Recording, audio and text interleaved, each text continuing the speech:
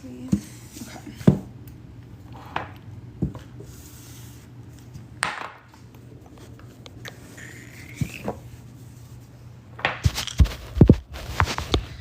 Ooh, you're just my type. Everything feels right.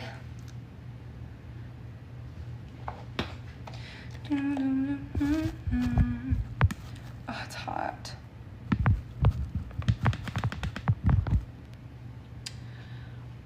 Let's put this back a bit. Okay. Let me get my laptop.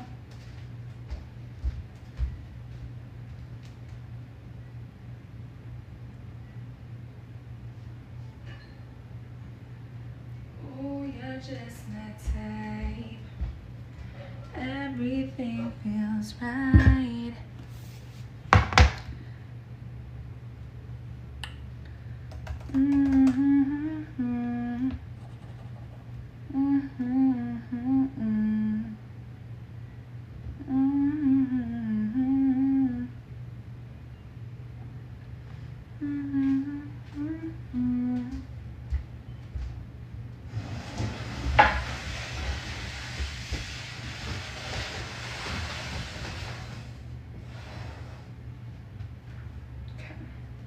Good.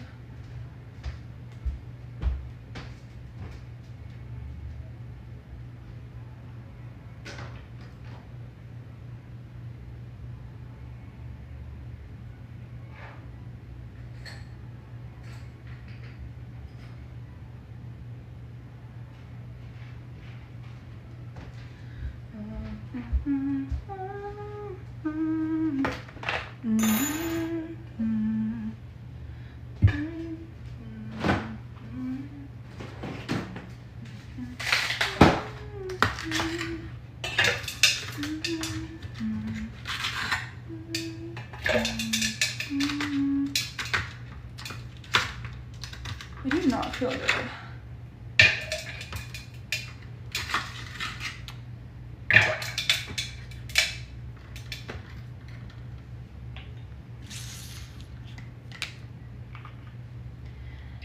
Everything is right. Just how you down.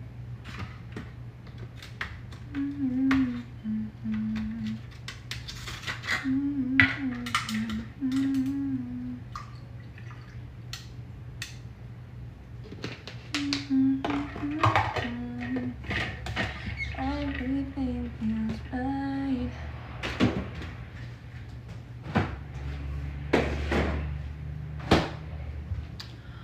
Ooh, you're just my type.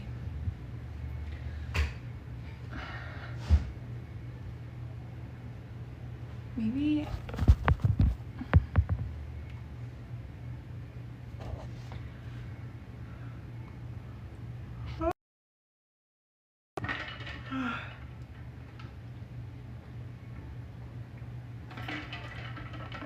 bro, these fucking flies. I can't.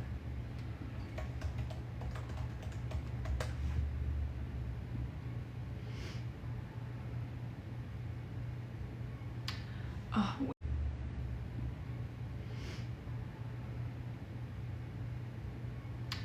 Oh, wait. Okay. Oh, I'm so tired. I feel like garbage, and maybe it's because I ate so many Reese's and I'm gonna eat more. Hi, Morgie. Love you, girl. Okay, I actually am gonna do my nails and I wanted to look something up. Maybe I should tilt this a little bit.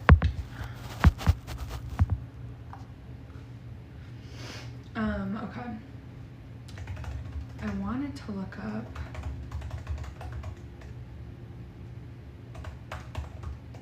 because I wanted to make a video on, bro, these fucking flies, I'm literally gonna freak out. I can't deal with them. They were like this too when I moved in here a year ago. Like, I don't know if it's a seasonal thing, but we dealt with them last fall and then they like went away. but it's so fucking annoying. Oh, maybe I should post on Twitter that I'm live. I don't think they're gnats though. They're bigger than gnats. I think they are. I mean, I don't know. Like they're flies. They're little, they look like little fruit flies. But they make me want to fucking kill somebody. I literally spray bleach on them. I don't believe in like torturing bugs, but I don't know what to do when they're like all concentrated in one area. I'm like, I literally have to kill all of you at once, sorry. I feel like you can't leave anything out this time, like on the counter or anything. We don't really have like food out. Like normally I keep lemons out. Lemons and limes, but I'm not even gonna try to do that right now because I know they're gonna fucking go berserk with it. Also weird because I would assume that that would be more of a problem in the summer because like in Connecticut, that's when everything's gross. Like all the spiders, flies, ants are usually a summer issue. But no, all summer we were good.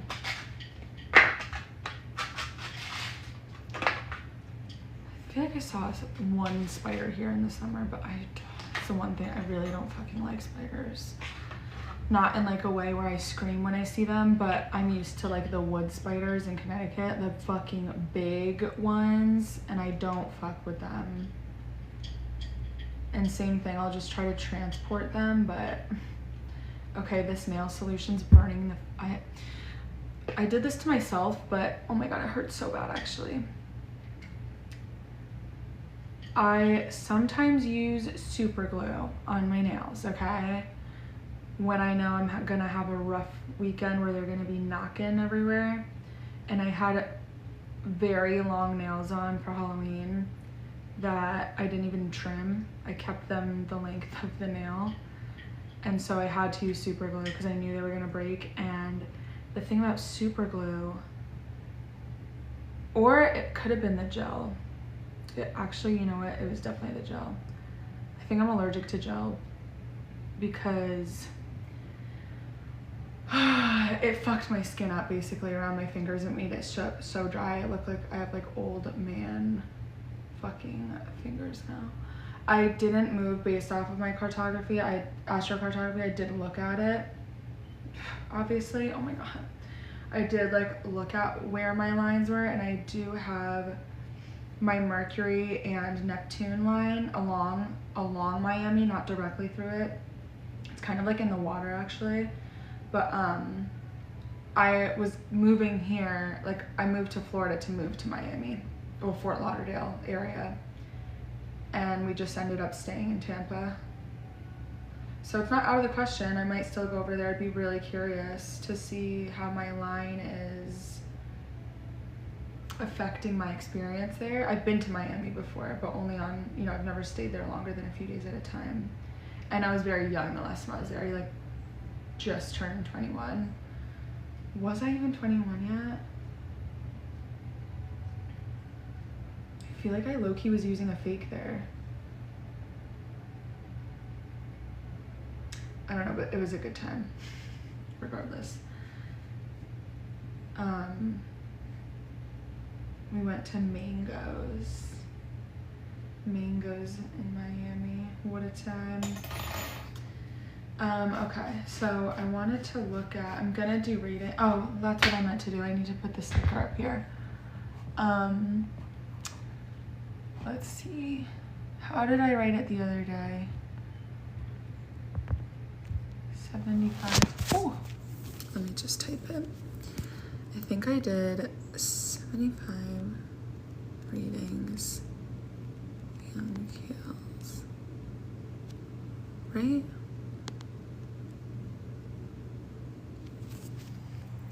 Oh, you're just my type. Everything feels right. Can you guys hear me okay? With the way this is sitting?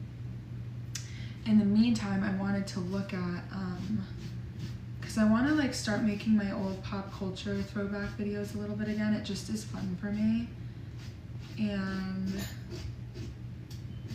one thing that I feel like people don't know much about is that Robert Kardashian, like their father, had journal entries about his predictions for each of the children, and it's tea.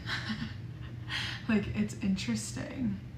And I want to make, I mean, it's not a deep dive, it's not a whole series, it's literally gonna be like a 5-minute video, if even, but like, it's just interesting. So I'm like, maybe that'll be my entryway back into posting stuff like this. And then I have a Wendy Williams deep dive I could do, because I had one all loaded up. I forgot why I didn't do it at the time, but I did it in January of 2024 or something, and never filmed it, so I'm gonna have to get on that.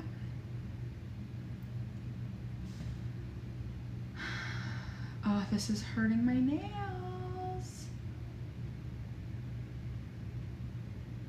Guys, these flies are driving me berserk. Also, we're doing a Friendsgiving here next weekend, and like, I'm not about to have all these flies in here. I'm not about to be embarrassed. I'm not about to have these people in a pigsty.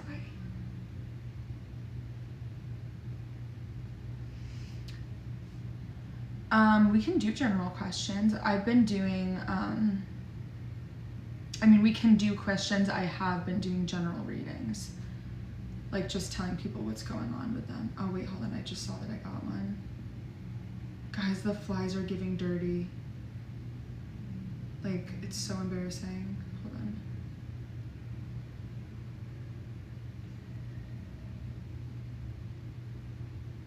Is this the same Amanda that wanted one the other day?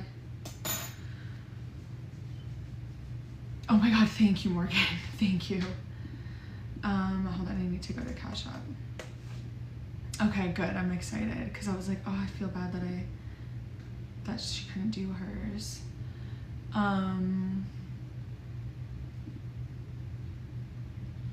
Oh, you're just my type. Everything feels right. Oh. I try to have really affordable ones on my site at all times. Right now, the cheapest one I literally think is like $97, and I know that's not cheap. But I really need to have an email list to tell people, like, when I post something new. I really just use like Twitter and Instagram, which maybe that's like unprofesh, but it's just what works for me and what has always worked for me. But sometimes I have a $30 or $34 reading on my website.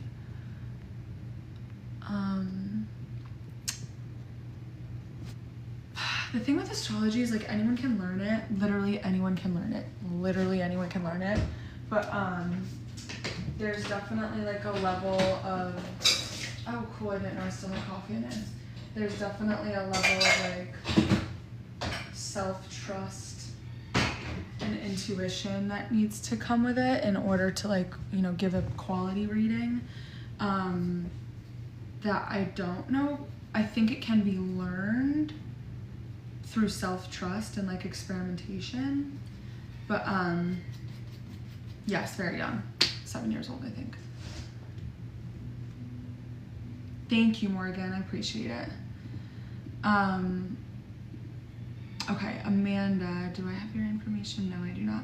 So Amanda, I just need your birth date, time, and city when you have the chance. It's so crazy to me that I could learn it, but I just don't understand it. It's not, it's just so much. It's so much information. And the order in which you learn it, I think, is crucial. And I think that's where people get choked up, is because, like, if you try to start learning about like the houses first, you're gonna be like, wait, but what? Like, there's definitely a structured way, I think, is probably the best. Why can't I speak right now? The most productive way to learn it. Okay, June 23rd, bro. June 23rd, 1998.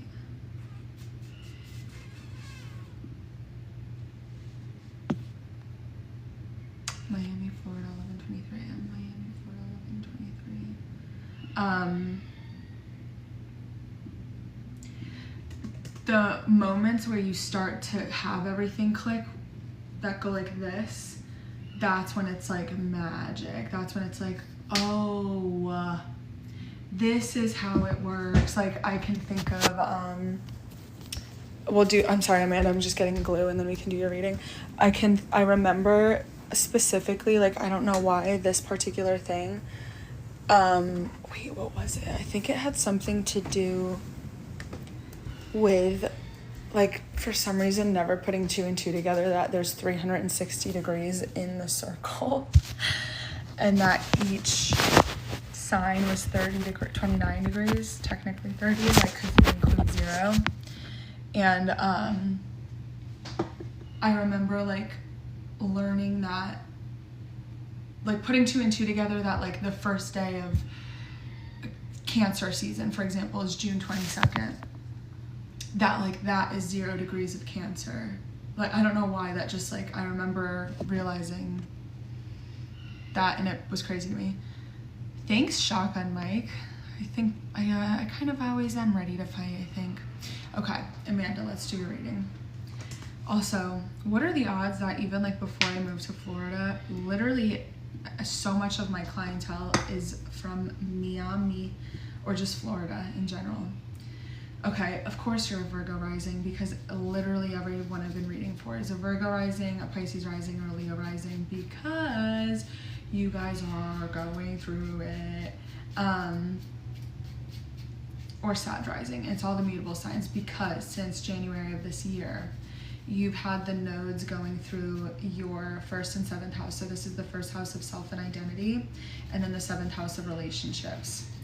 I went through this in 2021 and 2022. And the South node is essentially like a release point of what you're supposed to let go of, not because it's inherently bad, but because like it's not the point right now. And therefore, by like accidentally prioritizing where the South node is, it keeps you stuck and has you kind of moving backwards.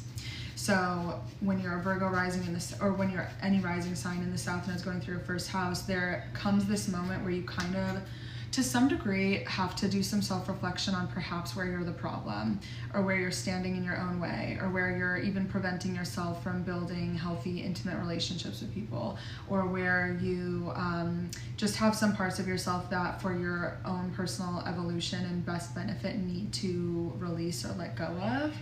And that started in January, but we had 2 peak moments, one of which was in March of this year when we had the first set of eclipses. And then the other peak was in this recently past September, where we had another set of eclipses. And what the eclipses do is essentially shake up our circumstances against our will and show us where we kind of like need to be shaken back onto our path. And in your case, it happened to be in your relationship sector as well as your 1st house of self and identity. So some things that can come up with this transit: rebranding yourself, getting a new look, wanting to be a new version of yourself, suddenly not resonating with everything that you resonated with up until this point in your life with your identity and your looks and your personal approach to the world. It can be relationships coming in your life. It can be relationships leaving your life. It can be distance from other people. It can be meeting people that are like destined to be on your path and like aligning you with what you're supposed to be doing and where you're supposed to be going. In your case, because you are 28, I think you just turned 28, or no, you're going to be turning 28 next year, right? Yeah. You're going to be having something called your nodal reversal, which I actually just had. And your nodal reversal is where you have this coming of age experience before your Saturn return, where everything you thought was going to be part of your plan and who you were going to be and what you were going to do and how everything was going to look, like suddenly just you realize like, okay, yeah, like this is not it. This is not what I imagined for myself. And oftentimes, like in the midst of it, it can kind of feel like you are going down a bad path, or you're like, you fucked up, or you're in the wrong direction, and it can kind of give you a chaotic feeling, especially if you're someone that like is a planner and is someone that likes to kind of have a plan and stick to it with the way that you want your life to go. But afterwards, it's kind of like looking at everything in front of you and being like, okay, these are my circumstances and this is like how I have to deal with it. So this transit's gonna last for you, the relationship stuff and stuff kind of changing in your identity. until next summer. That's not to say that if you've been having a rough time, you're gonna keep having a rough time until next summer, but just know that towards the end of this transit, probably like spring, late spring of next year, you're gonna have that shake-up moment of like basically looking at your life up until this point and understanding how you got here, and then figuring out how to reroute, like having a fork in the road where it's like, okay, I can continue doing things this way, or I can like really hit the ground running and like actually start my life now. I also think it's a coming of age moment of accepting that like you have to kind of get after it in life, and that like things don't just, you don't just like, the life you want doesn't just arrive, like you have to go get it. The other things that are like really important and big and like prominent for you, the first thing being that since spring of 2023, you've had a really profound planet of like transformation and really intense change. Like the concept of having to really let go and scrap everything and start fresh, start anew, be reborn in this area has been going through your work, health, and employment sector. So this can be a major shift in what you do for work, the labor of which your work requires, the position you're in, things happening with like coworkers, or there being power and control dynamics with even like bosses, people you work with, clients, things with your health as well. But this is a longer transit. Again, it started back in spring of 2023, but it's going to be here for like literally 15 to 20 years. So it can also be indicative of you getting into an industry that's a little bit more intense or profound or heavy or taboo, whatever that may look like.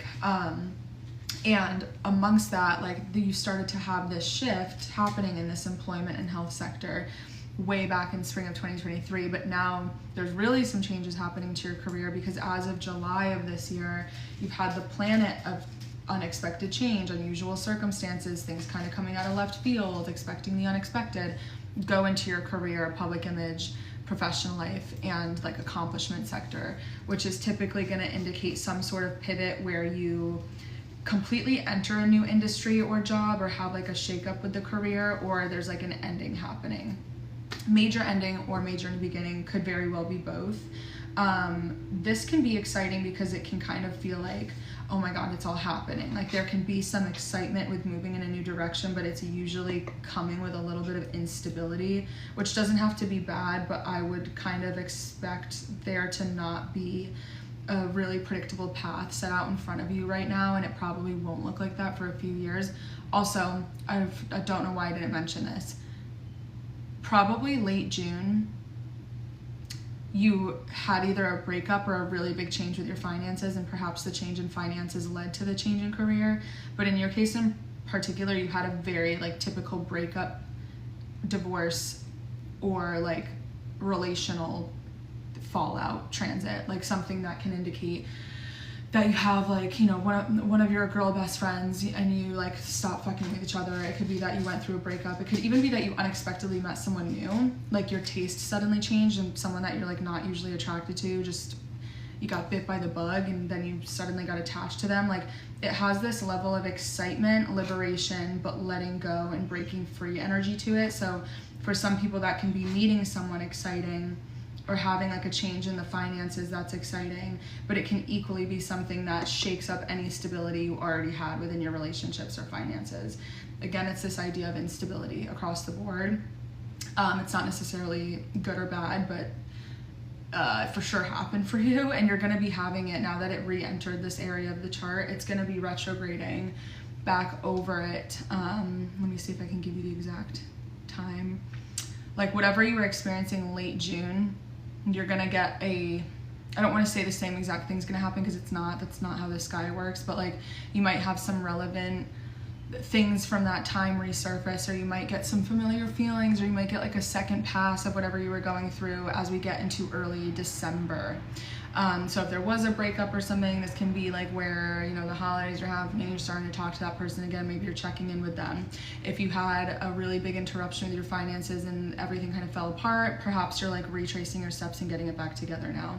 What you need to know is that if it has anything to do with like traveling, faith, philosophy, education, life experience, spirituality, faith, religion, even like politics, ethics, law, justice, or if you have a career in writing, publishing, media, anything like that, you are wrapping up a pretty long 7-year chapter that began back in spring of 2018. And just as much as it probably came in with a bang in spring of 2018, it probably just left with a bang in late June, July of this year. And now we're just kind of retracing our steps for one final lesson. And that the next 7 years, there's going to be a lot of instability with your career, which can equally be very exciting. Again, it doesn't have to be bad, but there's going to be a lot of changes, especially as we get towards that middle end of that transit. 7 years from now, what year are we in? We're in 2025. I know it's a while away, but like 2031, 2032, 2033, you got some big changes on the table. There's going to be some sort of major shift to your career, your public image, your reputation, or success, moving, the relationship with your mom, anything with home and family. It could even be like pregnancy. It could be anything like that. It doesn't have to be bad. I don't want to scare you, but just know that the next few years, as it's going through your career and public image sector, a lot of things are being shook at the same time that other people will likely see about you. So if you're someone too that's like trying to get public attention or be in the public eye or have any sort of notoriety publicly, like it can indicate that as well, and the major shakeups that come with that. Relationship stuff, back to relationship stuff, that's probably the biggest deal for you, honestly, because you've also had 2 other planets leave your relationship sector for the first time in years.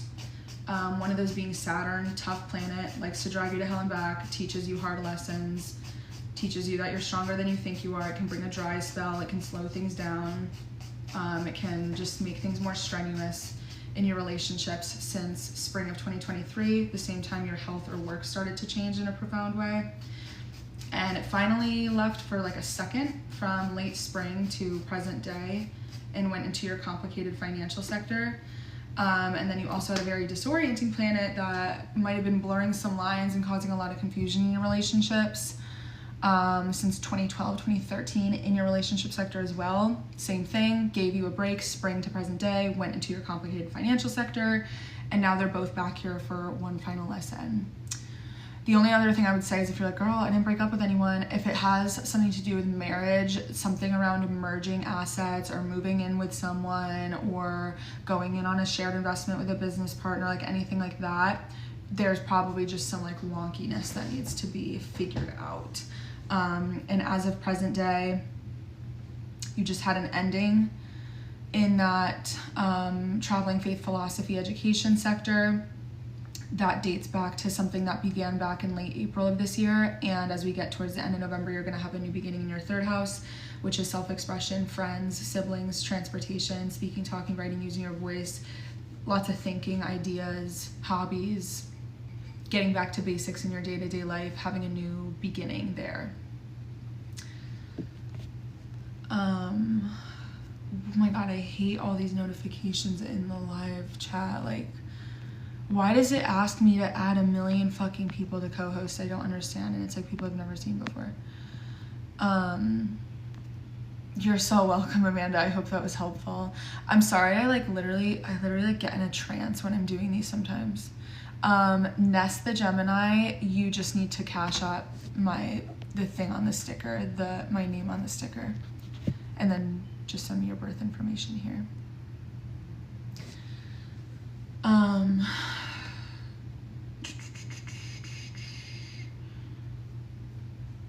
Also, you guys can get these through my website. They are on my website. I just feel like it's easier. I feel like people get confused sometimes, and I feel like the Cash App's easier. But I would love if you guys would leave a review on my website, even if you did it through Cash App, just so that, oh fuck, I forgot I have mascara on. Just so that, you know, because reviews help me so much. No, oh wait, oh, you are about to right now, okay. Yeah, I'll see it, I have it on my laptop. But yeah, literally like so many people I've been reading, like literally 85% of people I've been reading for Virgo risings. More than Pisces risings for sure. And I think that has to do with,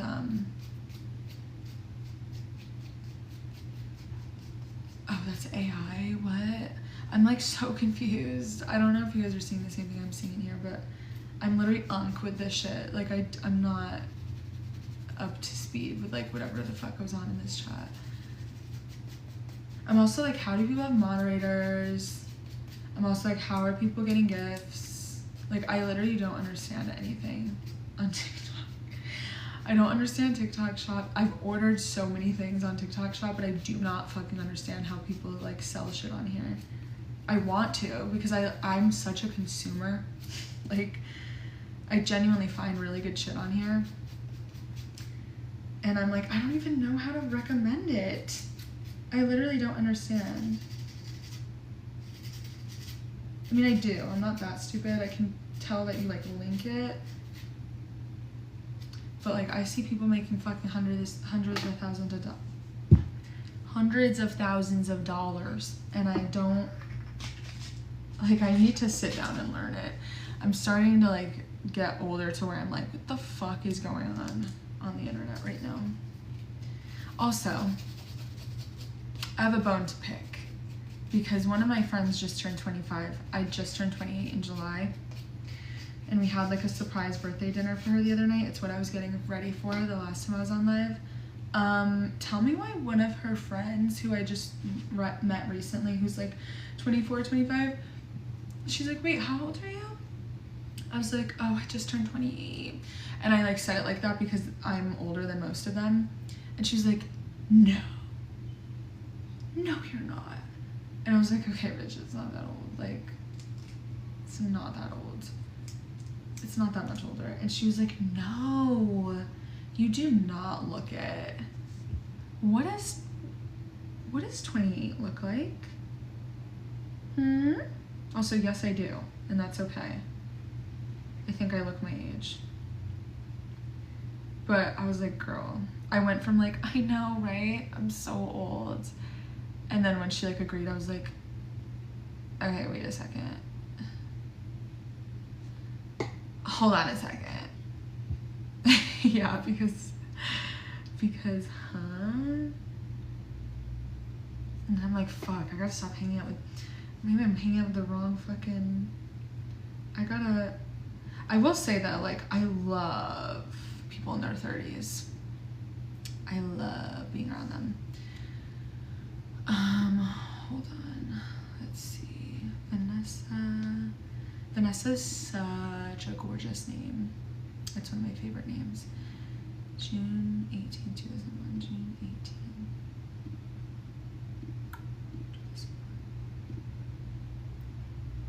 5:30 a.m. My posture right now.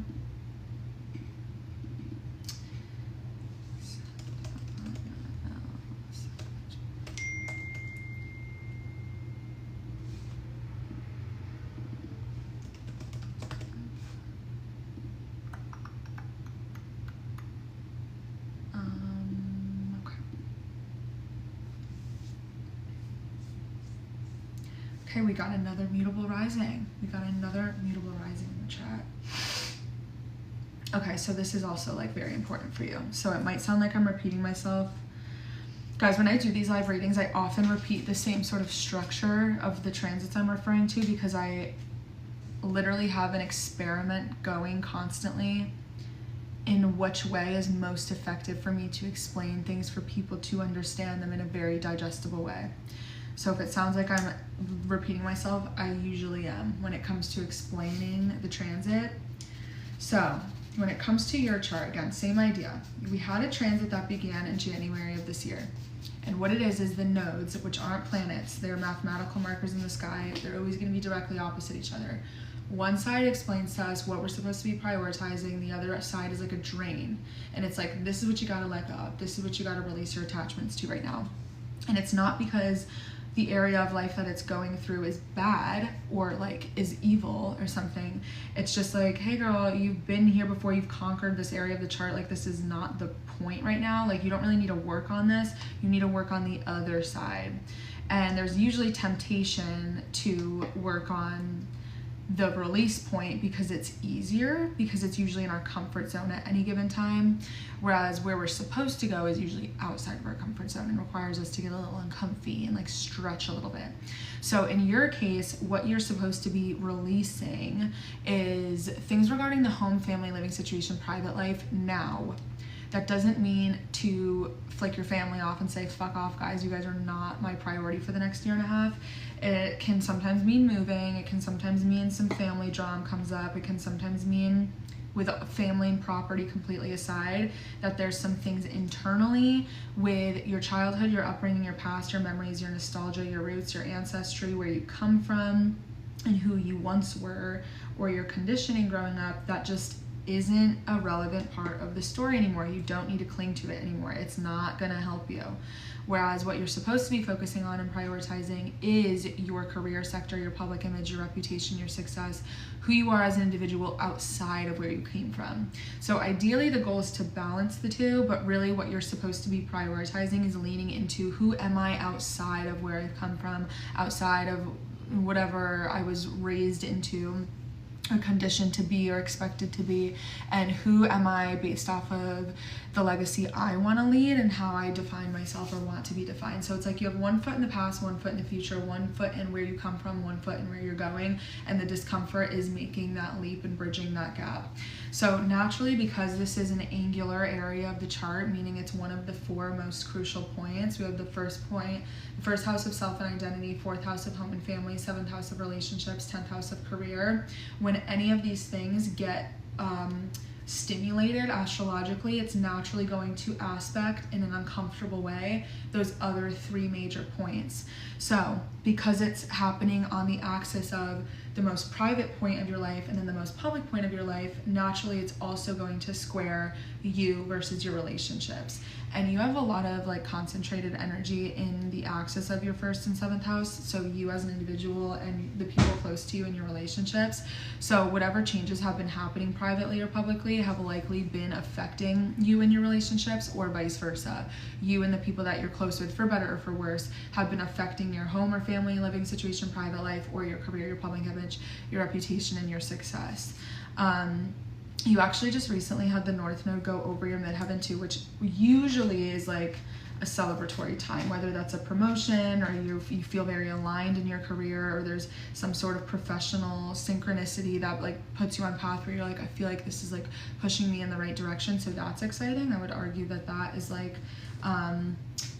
one of the better parts of this transit for you. But naturally at the same time as that, you had the South Node go over your IC, so the most private area of your chart, which can really kick up some memories. It can really make the past pull you back. It can really create temptation around a less evolved version of yourself, or staying stuck, staying stagnant, staying limited, and less evolved. If you want a reading, you just have to cash up the cash tag on the screen, and I will get to you.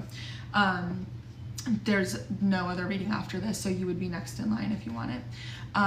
But that's where the transits have been happening for you, and the peak moments, again, one of them was in March. That's where we had the first set of eclipses in these areas of the chart, and then the other one was in September. So those are 2 times where you might have seen some intensity around these themes, like kind of climaxing, and we'll have another set of eclipses as we get into February and March of next year as well. So you'll start to see that like whatever changes work or seeds were being planted in September, even if you didn't or you can't identify them right now, by the time we get to spring, you're gonna know what the fuck is going on. In the same way that in the spring, you probably didn't really know what the changes were gonna be yet, but by September, in hindsight, looking back at March, you're like, oh, okay, like this is where this started to turn. This is where the wheels started to turn. Yeah, it definitely brings up the past, and it also does touch on your intuition.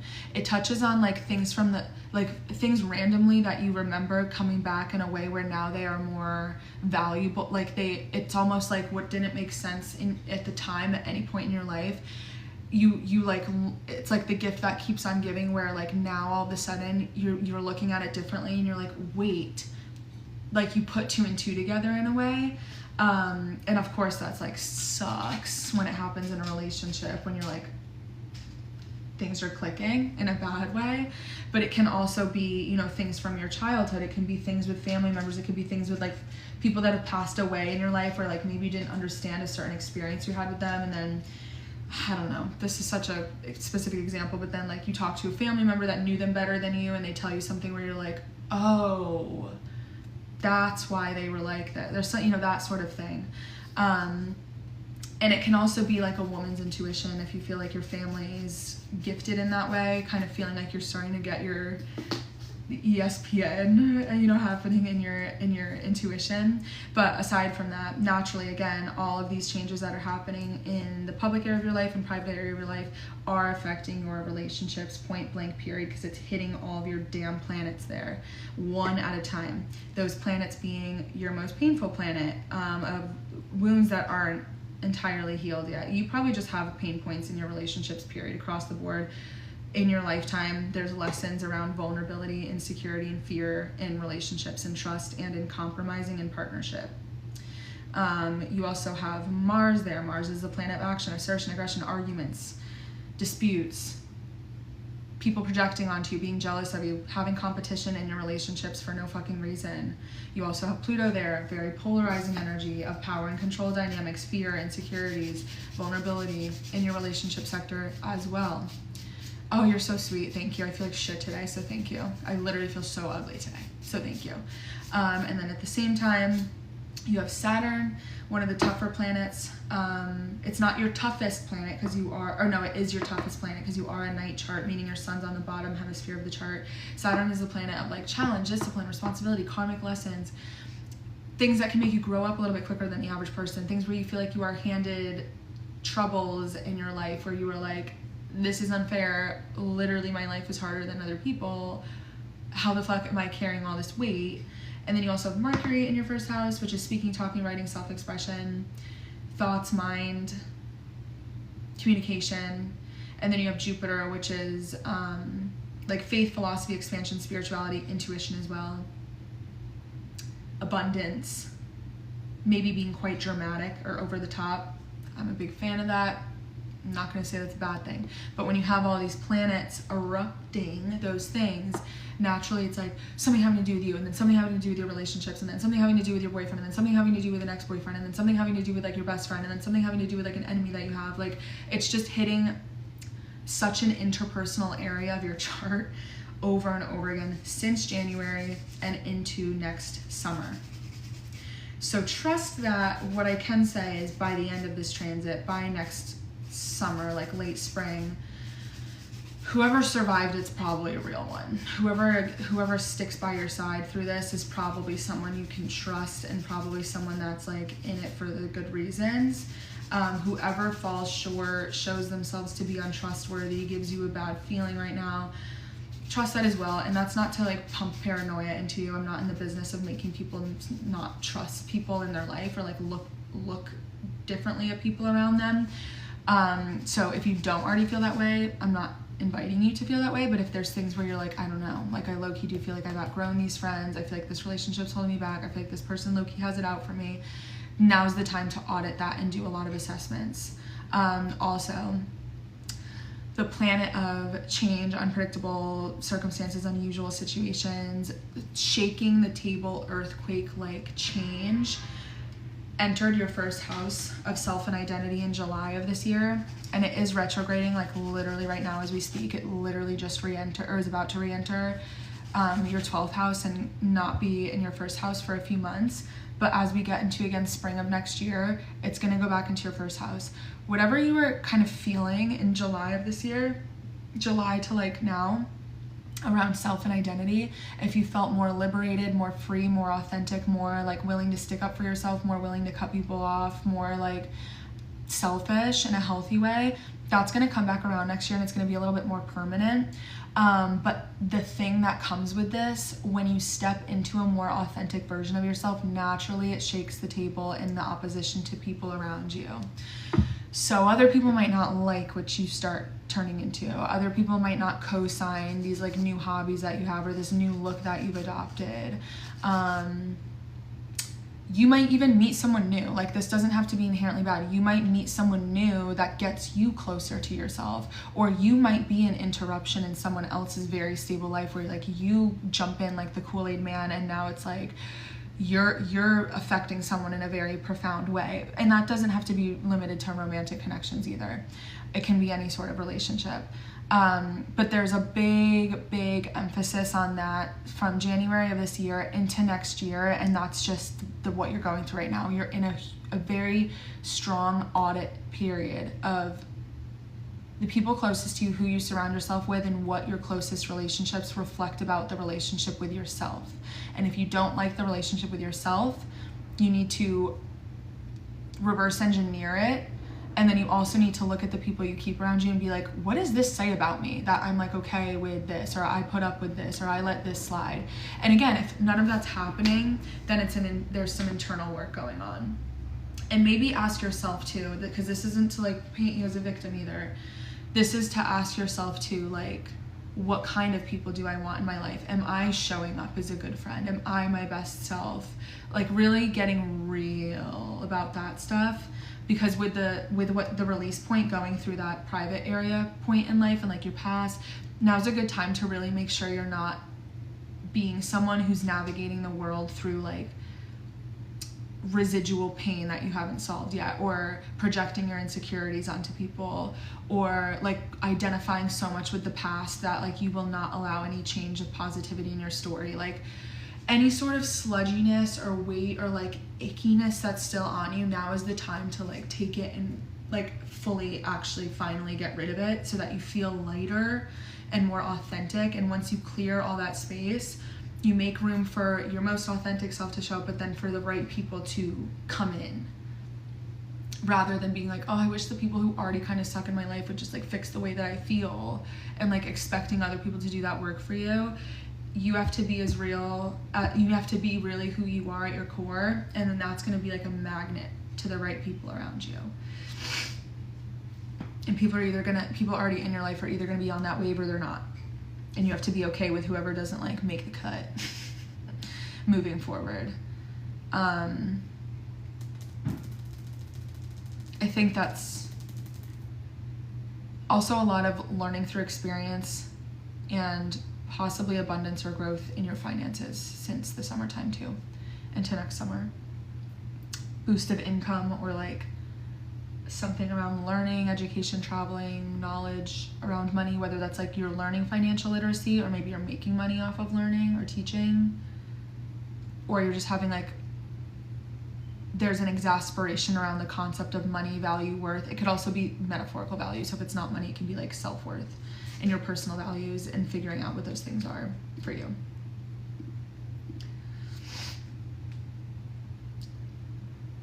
I'm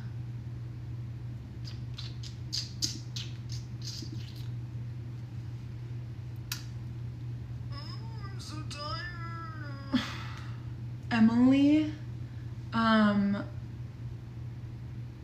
if you still want a reading, Emily, just so you know, it didn't go through for some reason. I don't know why. Like, I got it, but it says I didn't get it. It says that it failed. If you still want a reading, you are so welcome. I hope that it was helpful. Also, again, guys, please go on my website and leave a review on the TikTok live rating if you liked it. I don't know, it might not be on the first page of my product listings, but it's kmoney.biz. Yeah, it's on the second page. Maybe I should move it to the first page so people aren't confused. I wish there was a way I could like send you guys the link for the review. Or maybe I should ask for your guys' emails. Wait, Ness, what's your email if you don't mind me asking? And then who did I read for before, Amanda? I don't want to say an incorrect time, because I really just go off of how I feel, like however much I have in me, I just keep going. But I have an open spot right now. But sometimes I just need to take a break too. So if I need to, like, because I do feel like tired right now, but it's a Friday, so like if I stop for a little bit, I'll probably just come back on later, because I don't think I'm gonna go out tonight either.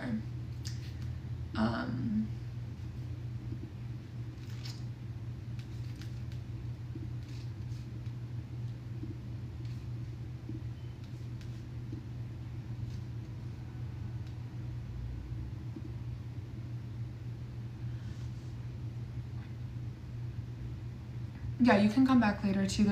I'm like trying to do these more often, so Ness, you can do it on my website, and if it's confusing to you for whatever reason, you can give me your email and I'll just link it to you. I can squeeze one out right now, but I also I don't know, like I probably will come back on later. Also, I can't stop eating. Like that's the other thing, is like, cause sometimes I get tired because I maybe didn't eat, but then I ate before and I was still so tired. But I also didn't sleep well last night, so that's probably why.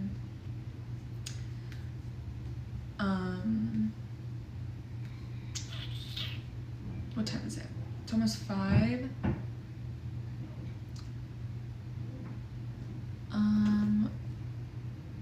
Why does TikTok do this? Like, it doesn't let me see your email. I don't know if they block out emails or something like that. Or you know what? I could probably DM you on here now.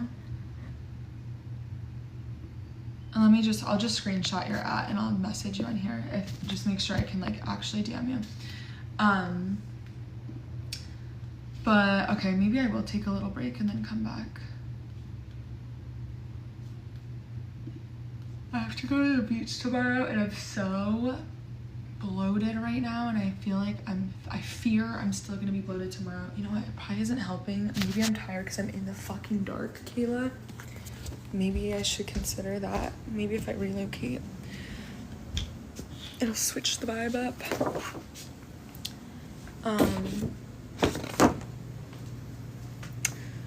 But yeah, okay, so I'll also make sure that I upload this on YouTube so that you guys have, you can rewatch it.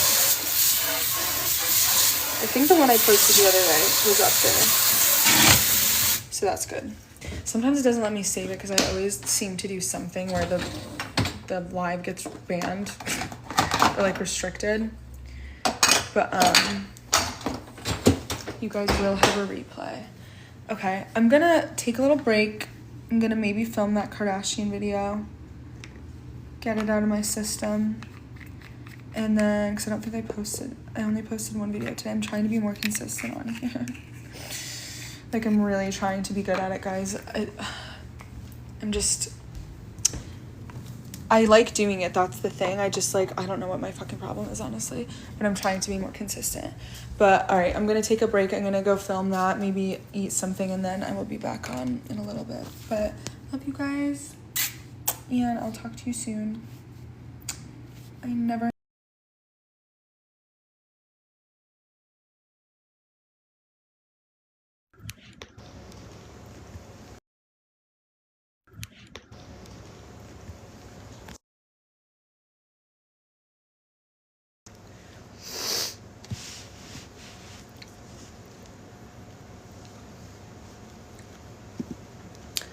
Okay, why do I look like this?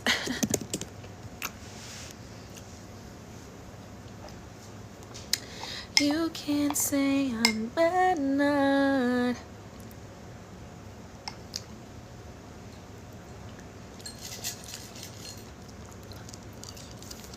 Smoking on the alcohol.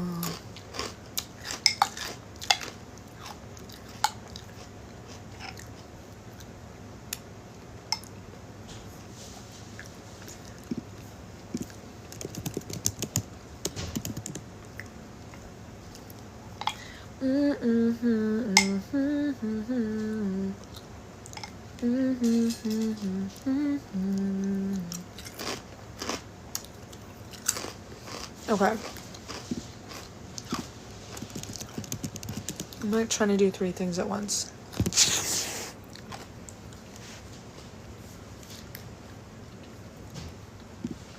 Let me make a document, I guess.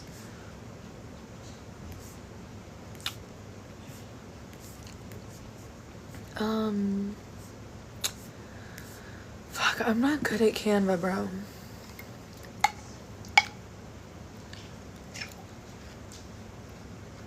It's like too hard for me. Which it shouldn't be, because it's like, it's supposed to be easy.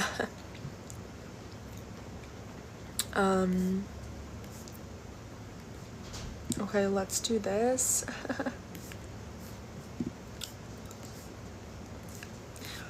You can't save a man. Smoking on that weed, I'm on it. Alcohol. Excuse me. Excuse me.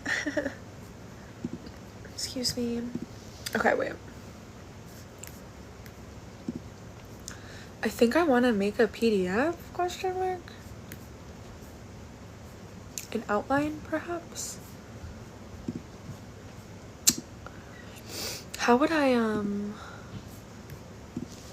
let's try an outline. Oh, let me do, fuck, I keep forgetting to put a sticker, bruh. Oh wait, it's already there. Why do I look like Carpaccio? Let's do an outline. Or a document, perhaps? Maybe that's what I'm looking for, a document. I need something that's gonna format nicely what I'm like talking out loud, hold on. I mean thinking out loud. Thinking out loud, probably got 100 million on it right now. How's it go?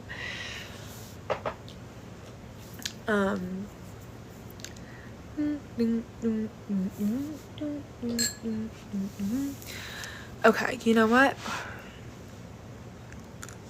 I'm being gross. I made a manifestation, like I just did notes out loud that I think will be helpful for this. So let's see, maybe let me,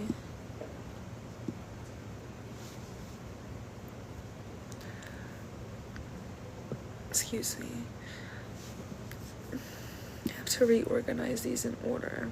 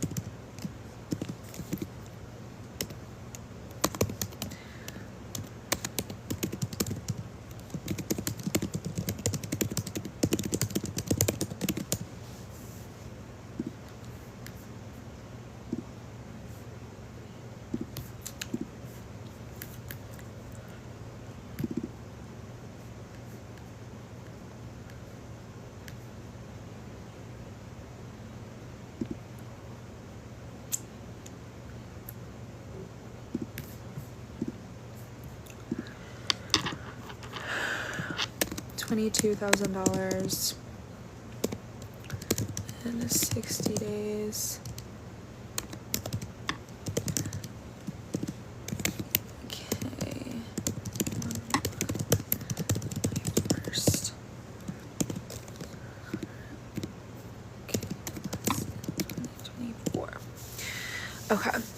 I'm trying to figure out how to make this money manifestation thread to put on Twitter, and I'm trying to string it to be cohesive, digestible, step by step, so that people can follow what's going to be the Kmoney method. Okay, so the Kmoney method is just a few pointers and rules that I stick to in order to manifest money very quickly. And they don't look like everybody else's. Like, this isn't like, you know, when people are like, write it down 100 times. That shit never worked for me. So I do think writing it down once might be good, or every day. Keep your goals in your awareness.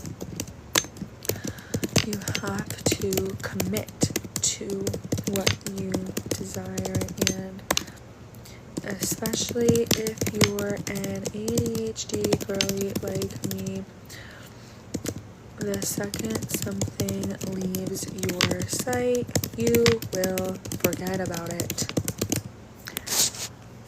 Therefore, you need consistent visual reminders via, what's the right word? Via thought, action, coordination, writing the goal down every morning, praying every night. What's the word? Like visually,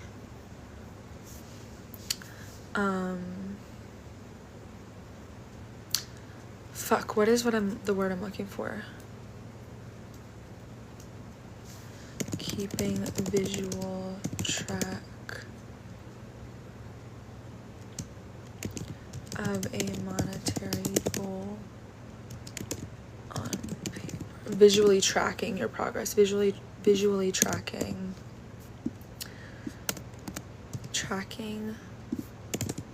your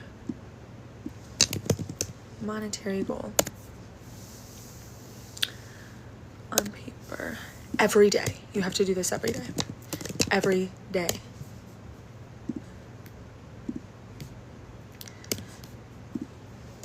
It takes 2 seconds, and if you cannot manage this step, you're lazy and don't actually believe in it. We'll fix the wording later. I'm writing down, I'm trying to figure out how to word a thread to teach people how I do my money manifestation in a way that has really allowed me to make a lot of money very quickly, like overnight, in spurts, basically. And I'm just trying to verbalize it in a way that's gonna make sense to people. So that's step 1, I guess. Step 1. We need to make this easy though for the average person to understand. Keep goals in your awareness daily. Okay, and that's the explanation for it. Step 2. Which one should we make step 2? Because I just did a brain dump of everything that works for me. We have acting as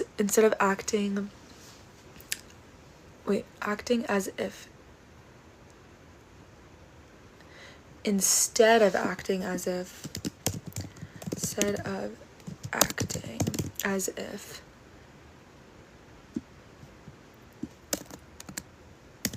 act like you know, living in nostalgia, what you've already wanted. Oh my god, bro, the way that I word shit makes no sense. Instead of acting as if, act like you know, and live your present moments through the lens of nostalgia.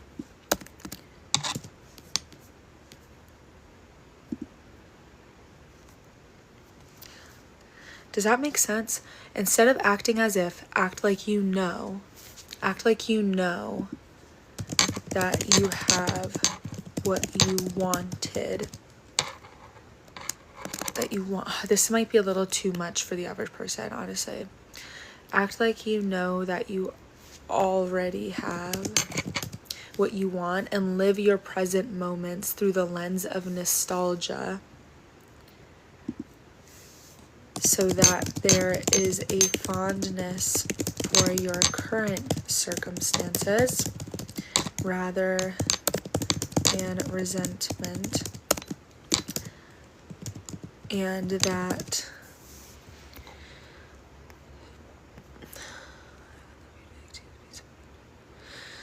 No, literally. The thing is, it's not delusional. Like, that's the thing. Like, you're not being delusional. You're being faithful. User. I'm not gonna say all those numbers. Can you please give me your order number? Or maybe the email you booked under if you don't know your order number. That way I can locate your order. And make sure that it gets to you. Yeah, that works. I can pull it up on here and take yours down. That what you already wanted, and that what you, and that what you've already. Oh my God, this is so hard for me. And that what you've already wanted. And that what you desire is already so familiar to you that it's not shocking to the nervous system. Okay. And we're not going to put these steps in order yet. Nikki.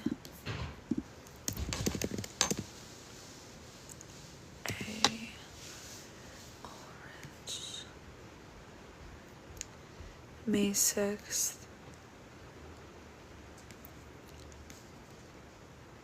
Oh, girl. Okay. Yeah. You should have had this. Okay. What would you like me... Do you want me to do this for you? 2 questions. Is the at the time that you booked so crucial that you would want me to do the reading for the time that you booked in hindsight in order to better understand it? Or would you rather me do the present day 3 months?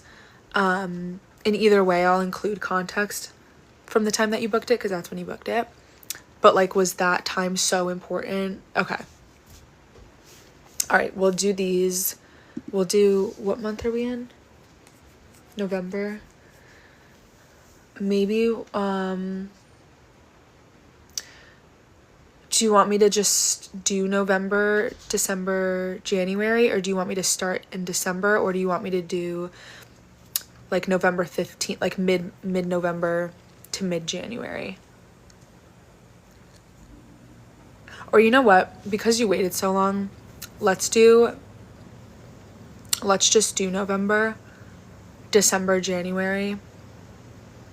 And maybe I'll just do November. I'll just do November for you free. So we'll do November, December, January, February. Yes? Question mark? Does that make sense? I feel like I worded that a lot more complicated than it needed to be. Okay, let me write this down actually so I have it written.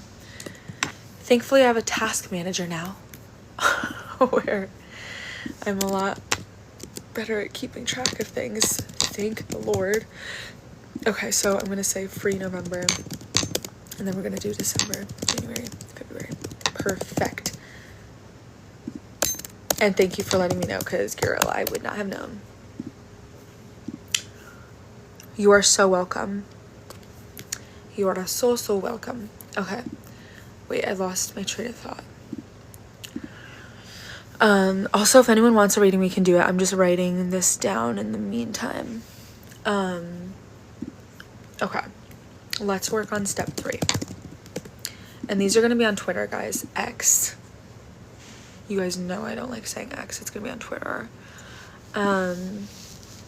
Having gratitude and appreciation for your quote before, end quote, as if you are revisiting the past with a fondness, only the version of you who has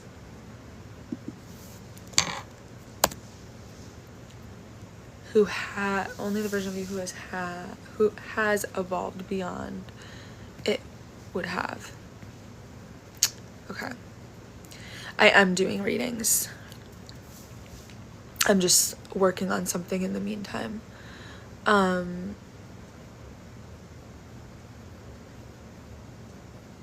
Not living beyond your means, but instead having appreciation for the fact that you have access to the things that you do currently have access to, as your lifestyle is someone else's dream who's less fortunate than you. As your All right.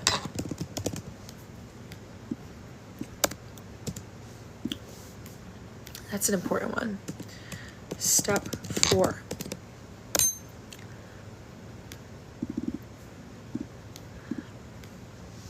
Getting specific on exactly what you would do in with the money the second it hits your account, and having enough financial literacy to be able to handle it. Someone who is actually wealthy is prepared and not deeply moved by large amounts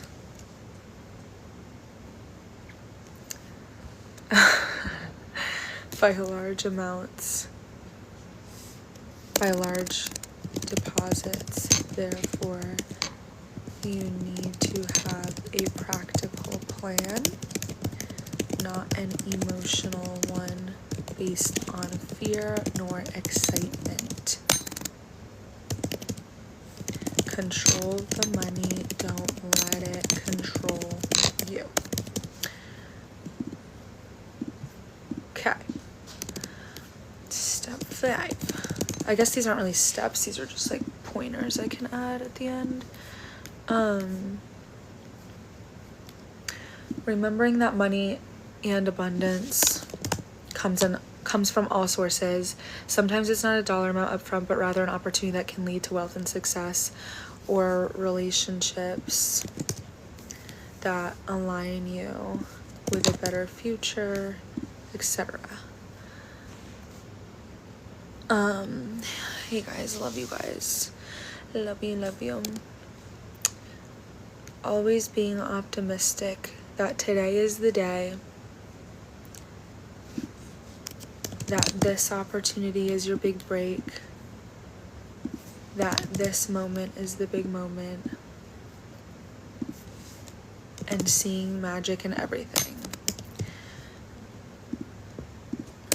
Tell yourself your success story and see. No, I'm a Cancer. Everyone was always like Pisces. I'm like, no, I'm a Cancer. I think it's because the fish. People think of the fish. Tell yourself your success story and see your current circumstances. The journey right before everything changed for you. This will bring a magical spark to what may currently feel dull or stagnant.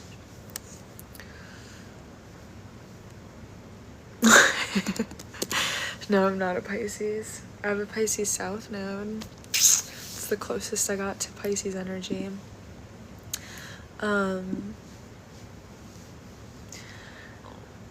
Genuinely navigating life like you got it like that because you do. That you got it like that because we got to put that in caps. Because you do. Because you do. And making decisions based off of that level of confidence. Which means saying no to the things that the version of yourself that feels less worthy would say yes to. If you wake up tomorrow with $30,000 in your bank account, would you still sleep with that guy that leaves you on red? Would you still go out drinking with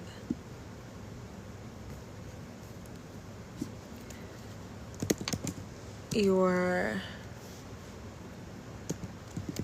Would you still go out drinking with your... Yeah, that's what we're working on, girl. That's what we're working on. I'm trying to word it right because my thoughts were really jumbled in trying to get my point out. Would you still sleep with that guy that leaves you on red? Would you still go out drinking with people you don't really like because there's, quote, nothing else to do? Act. Okay, me saying act out loud, etc. I guess this is a step, right? Step, we'll say step for them. These are reminders. Reminders are, there can be absolutely no room for desperation, as that will only repel all of this.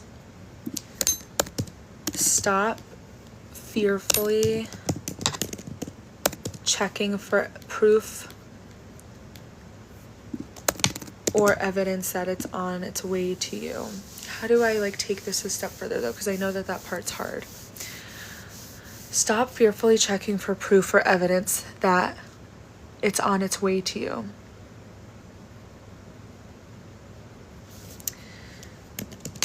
If you combine unwavering faith with inspired action and commit to the vision, it's already in motion. The change isn't on its way to you. You are the change. Does that make sense? Okay. Take the actionable steps to make the shit actually happen. You can't live an entirely different life in your head. You cannot be Miss Bad Bitch Diva that sneezes money and doesn't take shit from anybody. If you are internally deeply insecure,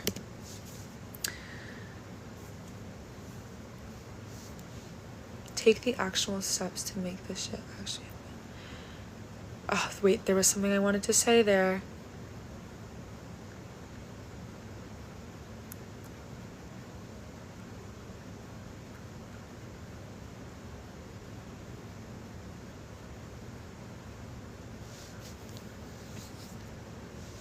Actual steps to make this shit actually happen. You can't live an entirely different life. A different dream life in your head and expect it to materialize when everything you do in the physical world is of loser behavior. I'm like being a little too mean, I think. I just don't know how to get this through.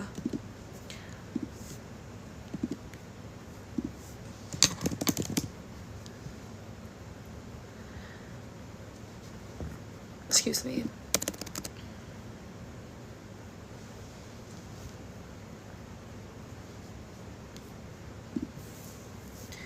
You cannot be a runway model if you're afraid to raise your hand in class.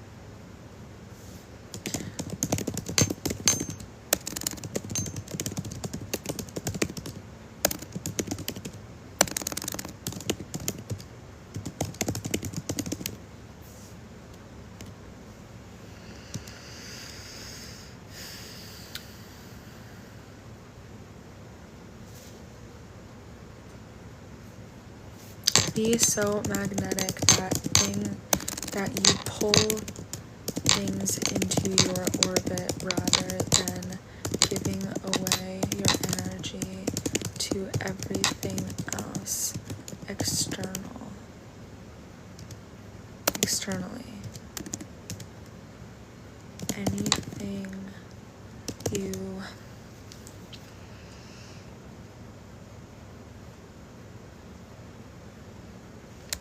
Anything that has power over.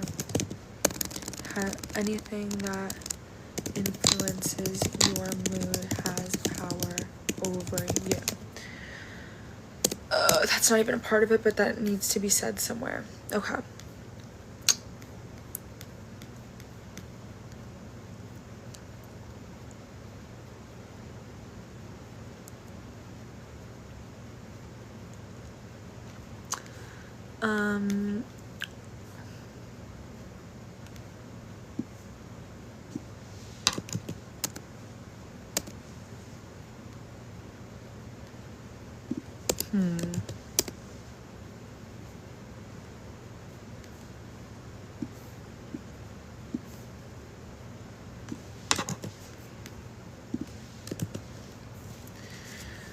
The rich, the hot and rich version of you would not be concerned checking.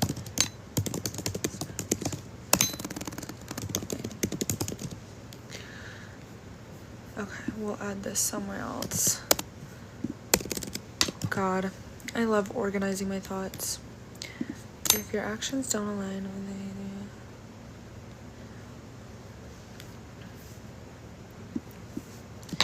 your actions need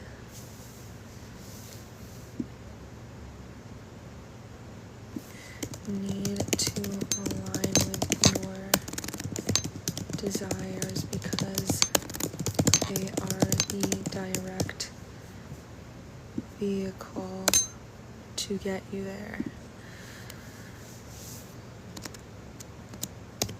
Wait, hold on. Before I read that comment, I need to get this thought out. What was I gonna say? Your actions need to align with your desires because they are the direct vehicle to get you there. You can think up being a millionaire all day, but millionaires do things to get and maintain their status.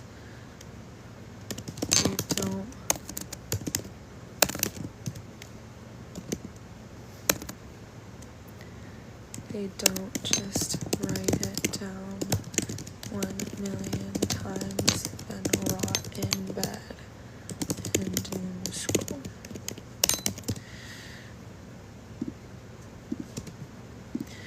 There are people stupider than you, less deserved.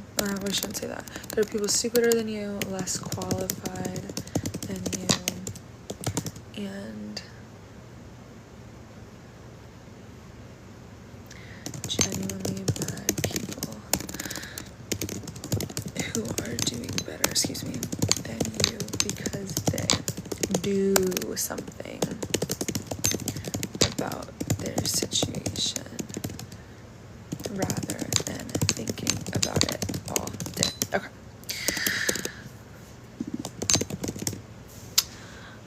Do you want people to just Venmo right now for a reading or like book through a link? You can send it to Cash App. That's what the sticker is. Sorry, it's like literally on my face. Oh, cool. I just deleted it. You can send it to Cash App, or it is on my website on the second page of my shop services. 75 reading. A YUNGKALEZ. YUNGKALEZ. Okay, I think we're good.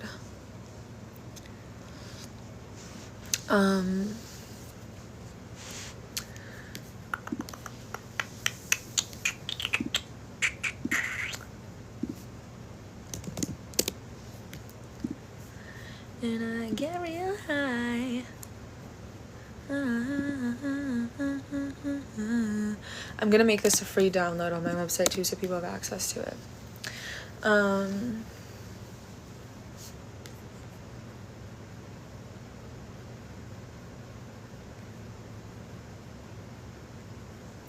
I curse on here?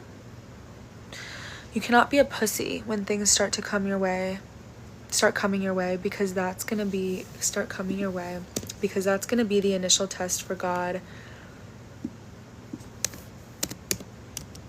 universe, to keep giving you more abundance. And if you prove that you can't handle it on the first try, you're going to be stuck at this part of the cycle until you can. Things suddenly going well can feel more threatening than things continuing badly, because things suddenly going well can feel more threatening than things continuing as they are, because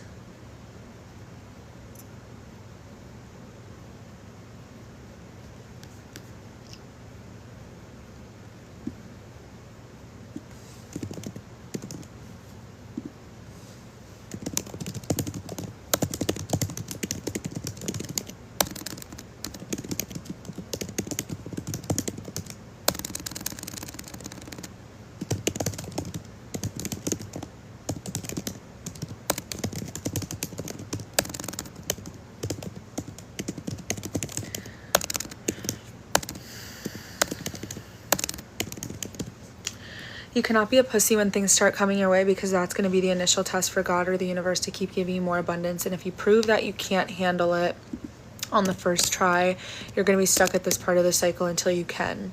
Things suddenly going well can feel riskier than things continuing as they are, because it's a threat to the comfort zone. Both are uncomfortable. Pick the celebratory option.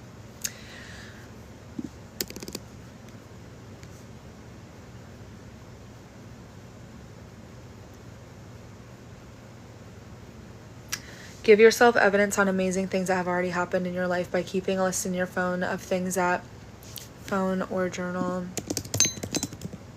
of things that ended up working in your favor, unexpectedly going well, or gifts and surprises from the world around you, big or small. Excuse me. All right.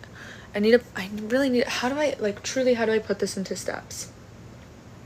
Because, like, the reason I'm aware of this cycle is because I'm in it right now, where I hit a wall again, where I'm like, oh my God, like panicking because I've gotten myself in a bad financial situation. Not super bad, but where I'm just like, damn, I used to be in such a better spot. Like, fuck, how do I fix this? And honestly, I should have done this a few days ago when I was in that feeling, because I'm out of it already, because I have this system that gets me out of it pretty fucking quick. And that's what I'm trying to identify. Oh my God, thanks guys. My cat literally just pawed at my money jar like, no, leave the rice. Girl, I'm gonna eat the abundance. So here's how I'm gonna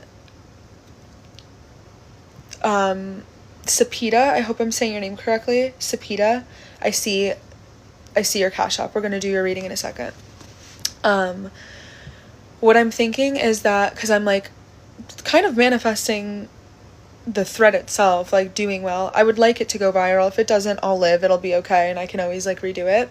But it would be nice to like, because I think this will help people, and I'm in the business of helping people. Like, that's why I'm doing it for free. Like, I literally don't give a fuck. So I'm like, okay, when I think back to like before I ever feel like I genuinely manifested something, anytime I would see someone say, oh, this was my manifestation technique, obviously there's like a little voice in your head that's like, well, it's easier for them because X, Y, and Z, because they already have money, because they're rich, because their family helps them, because they're pretty, because, you know, you come up with all these reasons. So I figured that in the first tweet, I'm gonna say, to build some trust via relatability, and it's a list of grew up broke, family was on food stamps, heat, water, and Wi-Fi was always out, lived off literal garbage food, didn't go to college, didn't have a car and couldn't drive until I was 26, therefore I didn't have access to an in-real-life job, lots of family dysfunction, no financial support from absolutely anyone, was in an abusive relationship through all of this, and didn't have pretty privilege.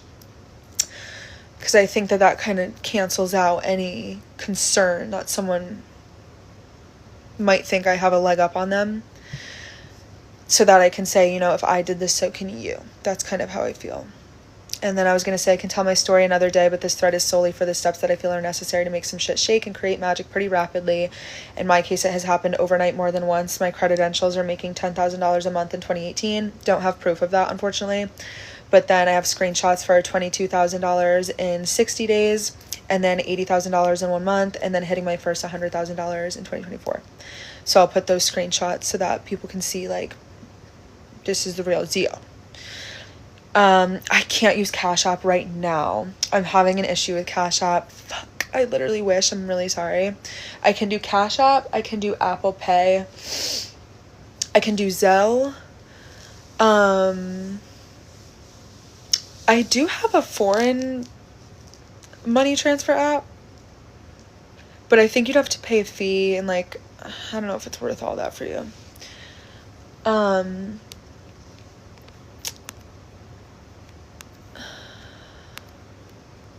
Hi, Flop. Dude, anytime I say someone's name that's, like, funny to me, I feel like that fucking live of Demi Lovato where she's like, hi, fatty. It's so funny to me. Okay.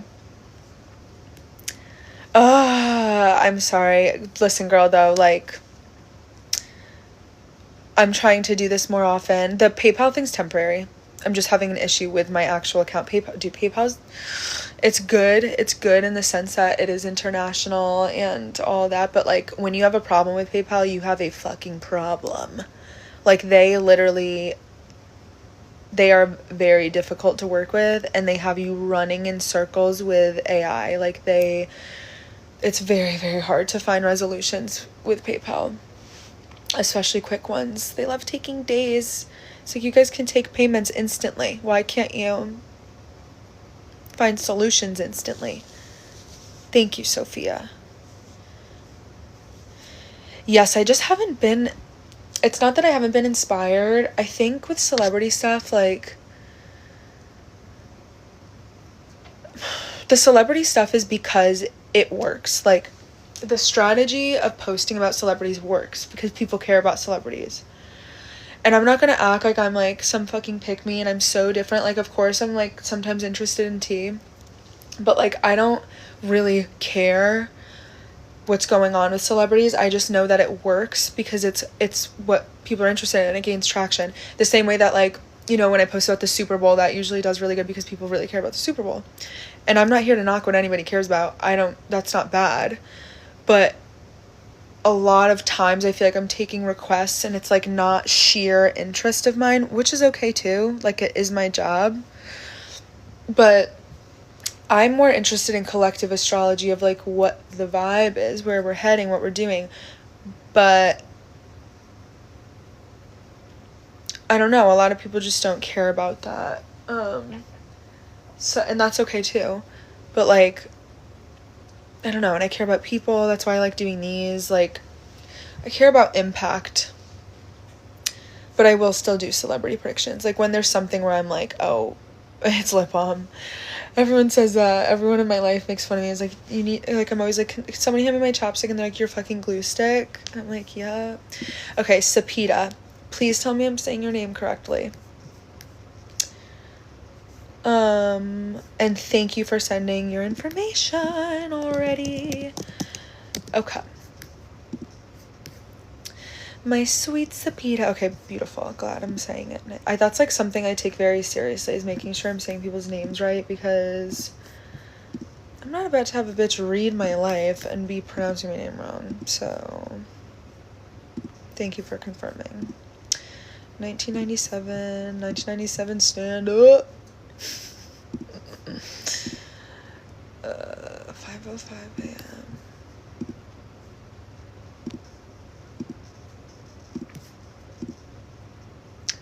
Koto.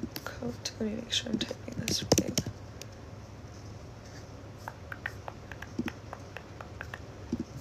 Benin.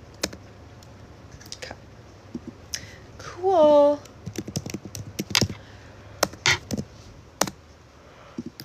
Excuse me. Okay. Let's get this show on the road. Oh, an Aries rising. I don't think I've had one as of this phase of doing the readings. Oh, yes, we did. We had one the other day. My brother's an Aries rising, so I know what the hell is going on. There's a lot of identity stuff going on, and it's not new. But this year really marks the beginning of a longer chapter that's going to last about 3 years for you, of you really figuring out who you are, likely through going through the trenches first. And I don't like saying that, and I also am not trying to pump fear into you and make you think something bad's gonna happen to you. First of all, you probably already feel the fucking hit of like this is probably isn't news to you. You're probably like, yeah, we've been here, because you've had two of the planets that usher in the concept of an identity crisis already putting so much pressure on your moon since, we'll say February, March, April was probably like where you really felt the boot coming down on your neck, because when you have this aspect, all right, there's two things going on. The first one's a very disorienting planet that can feel very confusing and very dreamy and blurred lines and very it bends reality to where you start to be like, I kind of literally don't know what's real and what's not, and it can put a haze over your head where you feel like a lot of genuine brain fog or disillusionment within your emotions. It can also be depression, loneliness, at worst like suicidal thoughts, or we said loneliness. Sometimes it can be isolation. It can be sleep issues, it can be mental health issues, it can be addiction, it can be escapism. And addiction and escapism don't have to necessarily mean you're like, you know, like drinking, doing drugs, all that. It could be like doom scrolling, oversleeping, not taking care of yourself anymore. That's probably like the worst side of it. But there can be issues too with the disillusionment or blurred lines having to do with the home, family, living situation, mom, your own mom, family, motherhood, fertility, in your own life as well, if that's relevant, or your physical body, like sickness, illness, both in the mind and in the body. There is some level of not seeing things accurately now, and it's not because something's wrong with you, it's because there's a lesson in discernment happening with this transit. Now, at the same time as the other transit, this is quite a different planetary energy. We just talked about disillusionment, right? It's like everything you can't see or touch, and that's why it's hard to figure out, because it's everything you're feeling. And sometimes those feelings can get so scattered that you're like, what is up from down and what is real and what is not. And the more you try to understand it, it's like the more you try to grasp it, the more it slips between your fingers. It's very lucid. Now with the other planet, it's very tangible, it's very black and white, and it's very logical. It is not concerned about emotion, it's concerned about practicality and real life circumstances and things that are responsibilities and things that it kind of like doesn't matter how we feel, it just needs to get done.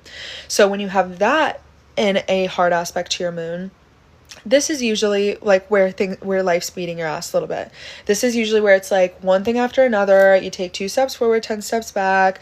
There's an issue with the light bill, and now there's an issue with your car, and now there's someone's mad at you at work, and now you're also having an issue with your friend, and now you're having like a fallout with a relationship. Like it can kind of feel like it's one thing after another where you are getting your heart stepped on.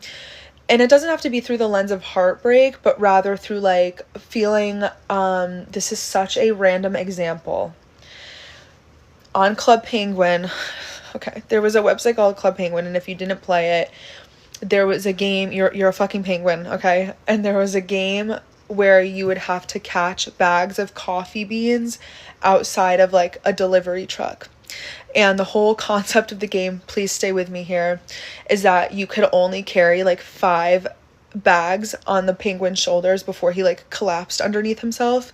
And you would see him by each bag like sort of like topple down. And it was like the first bag, he can handle it and carry it and deliver it. The second bag, like he can handle and deliver it. And they start coming out faster and faster to where it's like you got to unload it. And like you're watching this penguin fucking suffer under the weight of these coffee bean bags. And the transit that you're having reminds me of that. That's what came into my head. It's like, okay, rough circumstance, I got this, I'm an adult, I can handle this. And then you start buckling at the knees because it just starts piling on. It just starts getting harder. And again, these are transits you've been having. So to be clear, I'm not warning you that this is right around the corner and your life's about to suck really bad. This is the result of something that's already been wavering throughout this year for you. And right now, whatever you were going through in the spring, we'll say March, April, maybe even a little bit of February, March, April, you're about to, yes, it's a reading for someone in the chat. You're about to feel similar feelings that you had at the time, but this time you might be a little bit more prepared because it's your second pass. The first cut is always the deepest. So now you're having a second pass of this where you're revisiting whatever you were feeling or going through in the spring. And you have like a fresh set of eyes because you've been here before. You know, you have already, what's a good metaphor for this? Like, I don't know, like when you're a little kid and you have to get a shot for the first time, you like literally think you're gonna die, and then eventually you get enough shots in your life to where you go back and you're like, all right, I kind of know how this shit goes. It's not my favorite thing in the world, but like I know how to deal with this. That's kind of the way that we feel with a second and a third pass of these transits. Like I said, issues with the home, sometimes if this isn't emotional at all, sometimes it could be issues with like the actual property and anything with the property. However, I do want to say this is between your first house of self and identity, and despite the fact that we're talking about an emotional planet being affected, it's in your career sector. So it could have something to do with, or it's right along your career sector. It's in the area of your chart concerning like faith, belief, education, perspectives, wisdom, religion, traveling, anything having to do with foreign matters. Like, okay, for example, if there's something where like you live in a different country than your family or something, this could be a distance issue. This could be the sadness and loneliness of literally or metaphorically feeling far away or detached from someone or something that gives you a sense of comfort.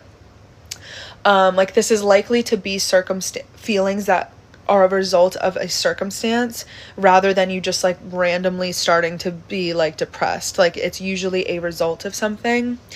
Now both of these, aside from the aspect that it's having, it just happens to be more personal to you, but aside from that aspect, having these dance into your first house since spring until present day, oh, thank you, love you, until present day can bring a little bit of an identity crisis, because now we're taking that dreamy, disoriented energy and putting it in your first house of self and identity. Therefore, it puts a haze over you where you're kind of like, I don't really know who I am right now, or I don't really know what I'm doing, or I'm kind of losing the plot a little bit, or I don't really know what I believe in, or I don't really know what my path is, while also having the impact of a planet that is, again, so serious and so black and white and so practical, that's like, hey, you should be working harder.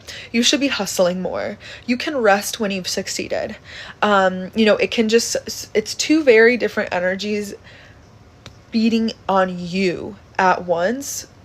So there's this worst case scenario imbalance of both, where on some days you're like, what is going on, and like I can't take this anymore, and like I kind of want to scratch all this and run away and start over. And then this other side of you that's maybe even very locked in and very like, you know, no more fucking games, like I'm gonna go after what I want, and actually feeling quite determined. So when you have both of those at the same time, it's a little weird because it's a dance you're doing. Ideally, you can combine the two. And the way that you would do that is by being both very faithful that you're in the right place, and your journey might not look the way that you initially planned, but you're trusting the process. And you may have waves of weird feelings, but you are healthily accepting the weirdness and sitting in the discomfort and taking it as it comes, paired with, I can feel all of these things while still keeping up with my responsibilities, living a structured approach to life, and making tangible progress towards what I want. That would be best case scenario. Granted, we're all human and it's not that easy, and it's probably something where you do have to like wake up every day and be like, okay, let's fucking go, rather than it just being super natural very easily. Aside from that, you've been having the eclipses, so a lot of focus since January of this year into next summer on mind, body, spirit connection. So kind of what we were just talking about, mending together both your spiritual well-being, your mental health, and what's going on in here and in here, and finding balance between that with the black and white management and maintenance of what you have to do every day to be a well-oiled machine of an adult that is making progress in life and staying afloat. So what that looks like is finding, again, balance between making sure you're taking care of your body, making sure you're going to the appointments you have to go to, making sure you're doing all the work that is required for your job, but not doing it at the expense of burning yourself out, not getting enough rest, driving yourself into the ground mentally in order to do so.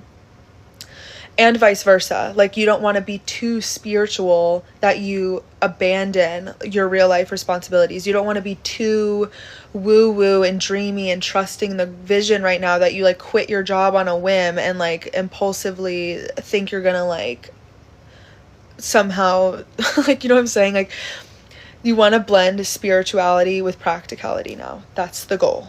And you're learning how to do that. You had a peak moment of that in March. You had another peak moment of that in the spring. This can also indicate employment changes, health changes, and things going on with the body, or with, I don't know why I just got restricted, or your day-to-day productivity, scheduling, structuring, all of the very boring, tedious details of life that are required in order for you to, on a day-to-day scale, make micro improvements so that when you zoom out over the span of 6 months, you've made macro improvements. It's maintenance. A lot of this is maintenance, and how moving the needle a little bit every day, even when it feels like you're not moving at all, is actually making sweeping changes in your life in the long run. Something else is that you're wrapping up a 7-year cycle of the planet of instability and unexpected changes, unusual circumstances going through your financial sector since spring of 2018. And pretty early into that transit, probably still in spring of 2018, maybe summer of 2018, there was a aspect you had that usually really erupts the mind, the finances, or maybe like you moved or something. Or it could have been a friendship breakup, or you could have even went like viral for something, or you could have had like a revelation or an epiphany, like something in your circumstances, money, social life, or environment, I think probably pretty abruptly changed, or you moved or something like that, or sold property or something, or had a shift in your income. Because back in spring of 2018, that planet started to bring in a lot of ups and downs with your money, both good and bad. But it brings a lot of instability and chaos, and sometimes excitement and liberation, but a lot of like, you know, over the span of the last 7 years, there's probably been a lot of shakeups for you financially. And if this has nothing to do with your money, your self-worth, your personal values, and like how you feel about yourself might have been very like this, which is a vague statement. Most people could say like, yeah, my money fluctuates or my emotions fluctuate, but this isn't like minor, like day to day, like some days I'm insecure, some days I'm not. This is like literally going from 0 to 100 to 0 again to 100 again, financially or with self-worth. And throughout that transit too, you probably had like, I would assume, a big breakup, some relational dispute that probably ended or broke up, or even, I guess at best it can look like you unexpectedly meeting someone. That was probably in the middle of it. That was probably in like, if this started in 2018 and we're in 2025, that was probably like 2020, 2021 maybe. Let me just look it up because now I'm curious. I'm being nosy. But what I'm saying is you're wrapping up that 7-year chapter, and you got a taste test of that in July of this year. Early July, this planet left your financial sector and it moved into your third house, which is speaking, talking, writing, self-expression, your environment, your friends. If you have any job in writing or teaching, education, anything like that, it usually brings a big shift to the mind and the thinking and studying or learning something, a skill, education. And now it's retrograding back into your financial sector literally as we speak. So there's one more thing that needs to be shaken up or learned. But once it moves forward into your third house into spring of next year, again, you will never have it in this area. I was just going to say, okay, so it was a little later than that. At least in terms of the aspect. I'm not going to tell you that your breakup was later than it was. But hold on, let me see if I can find the first pass. Actually, no. I think it is right on par with you. Let's see. It looks like June, July of 2021 was the first pass of it. Or, hold on, maybe that's the second pass.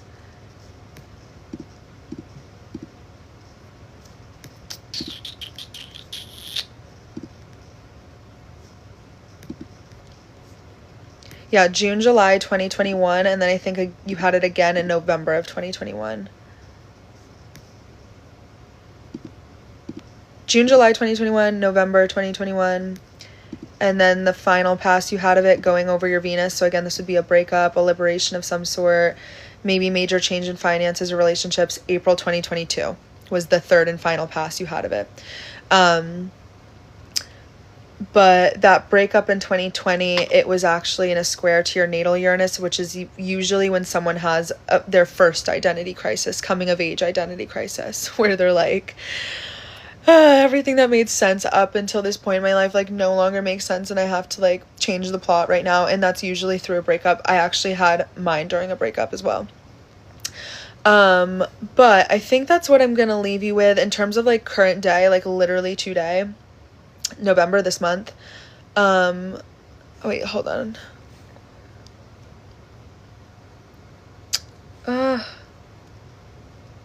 Sorry, it made me like do that puzzle piece thing. In terms of November, we just had actually, as we speak, major ending, or not major, we just had an ending, a full moon in that same area, in that financial sector, having to do with money, self-worth, possessions, values, investments, nourishment, how you take care of yourself, your diet, what's important to you. And then you're going to be having a new beginning towards the second half of November. That's going to be still maybe financial, but it has to do with shared finances and investments. So anything that you share with anyone else, and that can even be like a bank, like a loan is something that you share with a bank. It could be property, anything related to relationships, marriage. And if it's not the assets that you share with other people, it can be trust, transformation, betrayal, literal or metaphorical death, endings, like where you are transmuting energy. And you might feel a deathy vibe, even if it's not literal death. You might feel like I can feel that like an ending's coming around and I'm about to be so back. Like I'm about to have I can feel that there's like a new beginning around the corner. I would say that that's usually how it feels on this axis. But I think that's all I have for you, girl. Right now, at least. We talked about the eclipses. The eclipse was also square your moon. So again, I would be very surprised if there hasn't been major changes this year in spring or now having to do with your home, family, living situation. If it has nothing to do with that. Women, fertility, pregnancy, if it has nothing to do with that, physical body, emotions, and like you and who you are and what you believe in and what you desire and what you want, what you need to feel like happy and secure in this life, and figuring it out, or it being you getting triggered about those things right now, because everything keeps hitting your moon, bro. Or traveling, studying, learning something that like brings fulfillment. I'd be very shocked if none of that feels relevant to you. Love life related. I would say that could be your moon too, because that is emotional fulfillment. So that's why I'm like curious. So again, like in the spring of this year, there was disorienting energy emotionally, and then tough emotional challenges that can absolutely be related to relationships. We did have, was it a full moon in Libra? Let me see. I don't want to give you the wrong information. Yeah, we had a full moon in Libra on the 21st of October. Or I'm sorry, we had a new moon in Libra, which is a new beginning in your relationship sector. Which doesn't always indicate like, oh, major new beginning, but it's like a new cycle has started mid-October for you that's going to come full circle in 6 months. So we're talking like January, March, April of 2026, whatever you feel like movement wise is happening in your relationships, regardless of the nature of the relationships now, even if they're not romantic, you will likely see come full circle 6 months from now. I'll say that I had a new moon in my relationship sector earlier this year, and I just had the matching full moon now, and it was to the T a 6-month evolution of like, I met someone in the spring, and now like it's an evolved like situation with this person. So there could be something where a seed was planted relationship wise very recently, like less than a month ago, and you'll see that kind of culminate and come full circle over the span of the following 6 months from that date. And that was actually also in a supportive aspect to your moon, thank God. So you had some support to your moon that time rather than a conflicting aspect.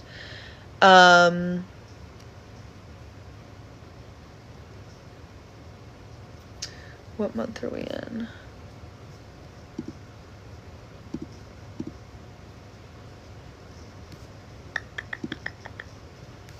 We're 25. Damn, I cannot believe we're in 2025.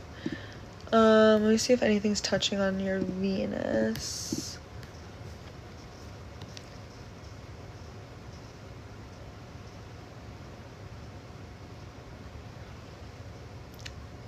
Nothing's on your Venus right now. The ruler of your 7th house is Venus. Where is Venus? Venus is going through your 8th house right now. So you might actually feel like more of a, like literally starting today or yesterday, you might feel like more of a craving for like very deep intimacy with people and feeling like transformative feelings around relationships. So if there's any residual things from like exes or past relationships, it can feel like you are cathartically like releasing pain around them now.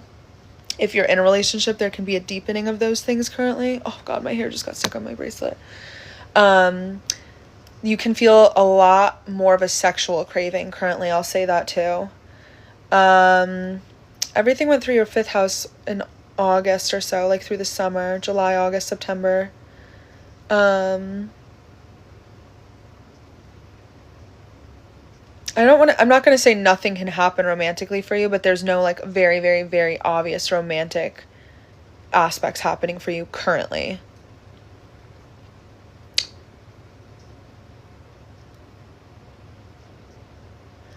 As Neptune and Saturn move back into your 1st house, naturally they're going to oppose your relationship sector. So I would just say that if someone new does enter your life now into next year, just make sure you are thinking clearly. And that's, again, not to scare you or make you paranoid. I'm not going to say someone bad's going to enter your life. That's not usually the case. It's more of like your personal experience within a relationship. Make sure that you are functioning in reality and not living and making decisions through like subconscious unresolved pain or projecting things, things like that, I would say to be mindful of. But other than that, I think that wraps up like really everything that you're kind of dealing with right now.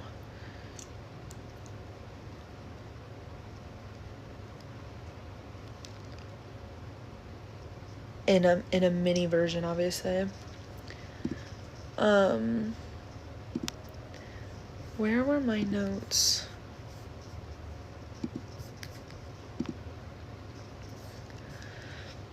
You're welcome. I hope it was helpful for you. I hope that it gave you some clarity. I gotta do this freaking thread, guys. Oh, fuck, I need to charge my laptop. I think Alex left.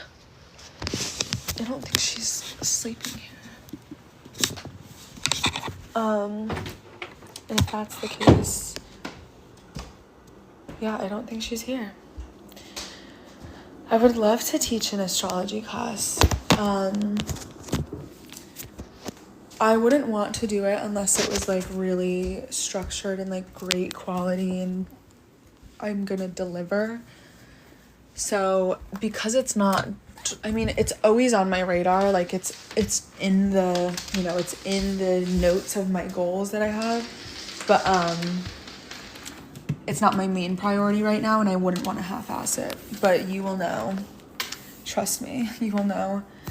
I think at that point, if I really start getting into coaching or teaching astrology stuff, I wouldn't do it without a team because I really need help in terms of like, I would need help with the management, with the email marketing, with all of that. I would not do that alone, especially because I don't want to play with people's money or education. So when it does happen, it would need to, I would have a certain standard for it. But I would love to. It's definitely like something that I want to do in this life. Even if it's not right now.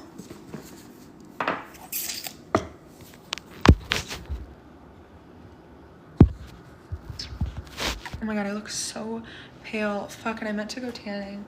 Oh, it's only 7:30. I thought it was literally like, I don't know what I thought it was. I think I thought it was like 9. Okay, it's so cold in here. Hold on. Ay, caramba.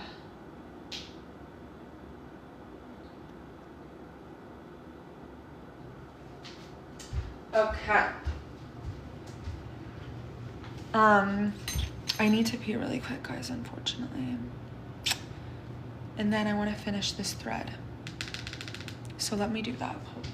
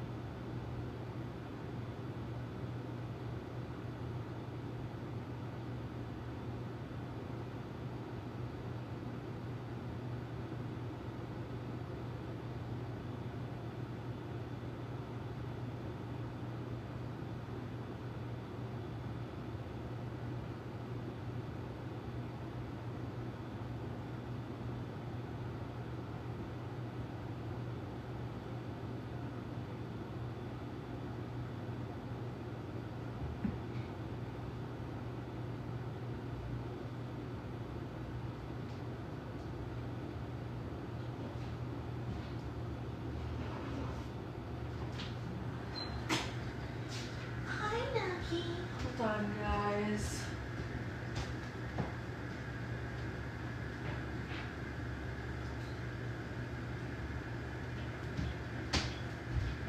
Hi, my baby nug nug.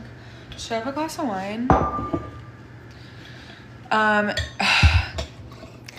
Lucky me, it's been going through my 4th house, and I have a 0 or 1 degree Scorpio ascendant. So it's been squaring my fucking ascendant for actual years, which has been a journey. Oh, it's been a journey. My cat is so scared of this right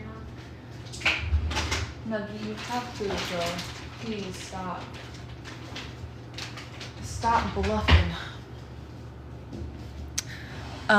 Okay. Also, something I really want to start utilizing more, because I think I have a way more engaging audience on TikTok and Twitter, is I want to start doing threads. Threads. Spaces, like where you're kind of like podcasting on there. Dude, me and like the friends that I've made here, there was like one night where we went crazy with the wine, because we went to like a dinner and then it rolled into the house and we went crazy with the wine. I think it was in September or like late August,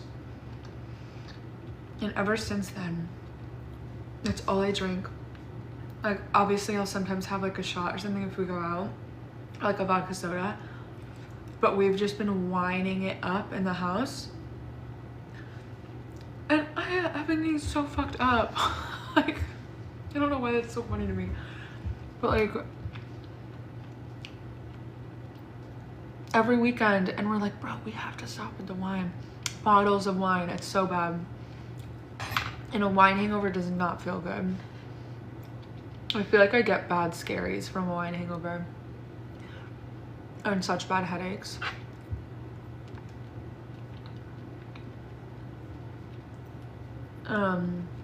Okay, let's finish this finish this wine. Finish this thread. Let's finish this thread, girlies. Oh god. I look like, bro, how do I The way I'm like having so much laughter and alone is not normal.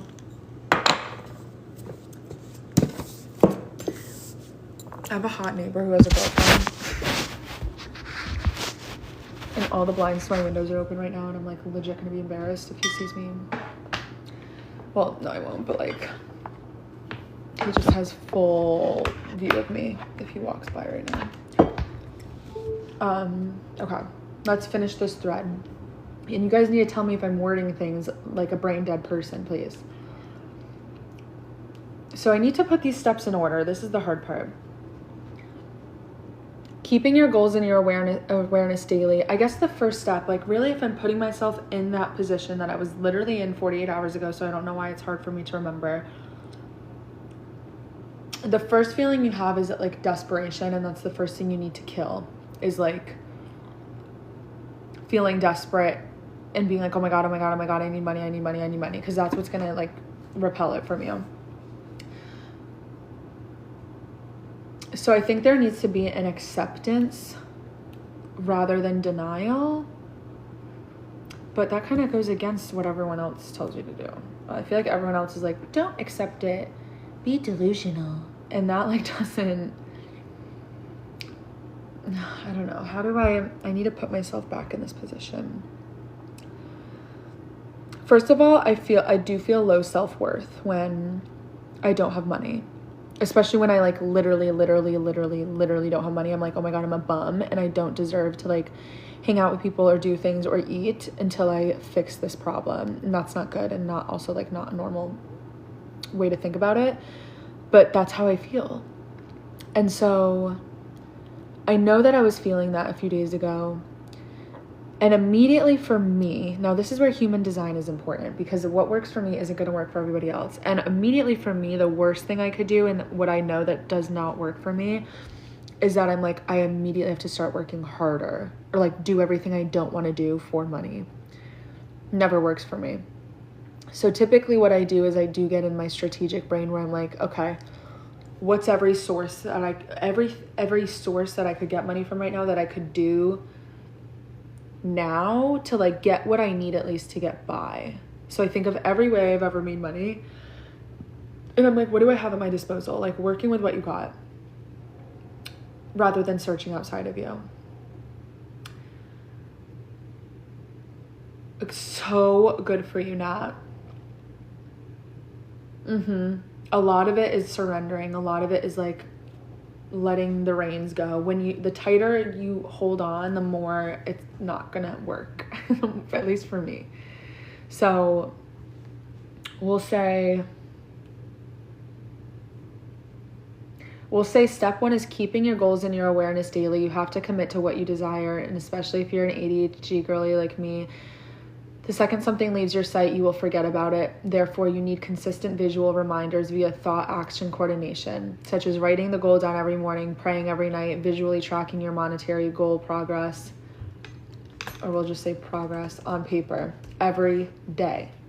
It takes 2 seconds, and if you cannot manage this step, you're lazy and don't actually believe in it. I think that's true, though. People that have money check their bank accounts often and keep track of what's coming in versus what's going out.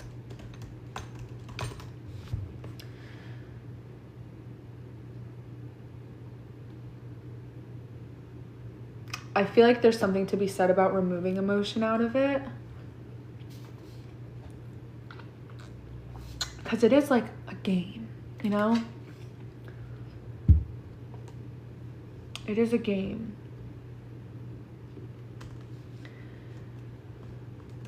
Remove your emotions out of the equation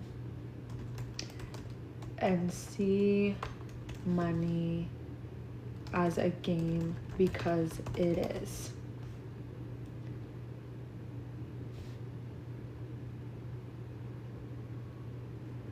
Think of when you were playing The Sims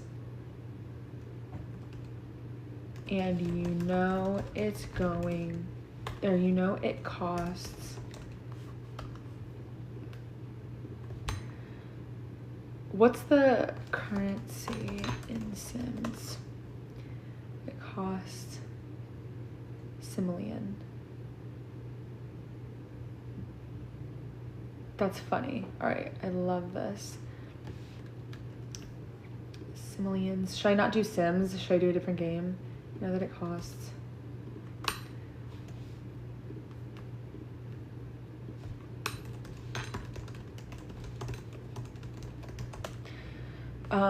Is Sims relatable?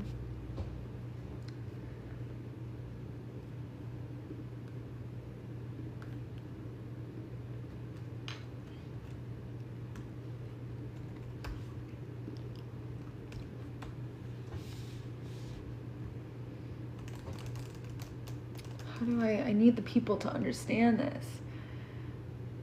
Yes, it is. Think of when you're playing The Sims and you know it costs 5,000 to wait.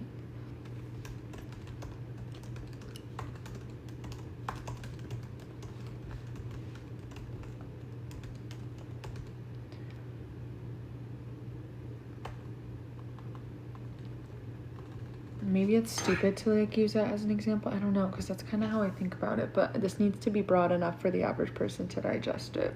Because I can always like do these examples later. Let's get this out of here. Okay. I guess in order, step 1.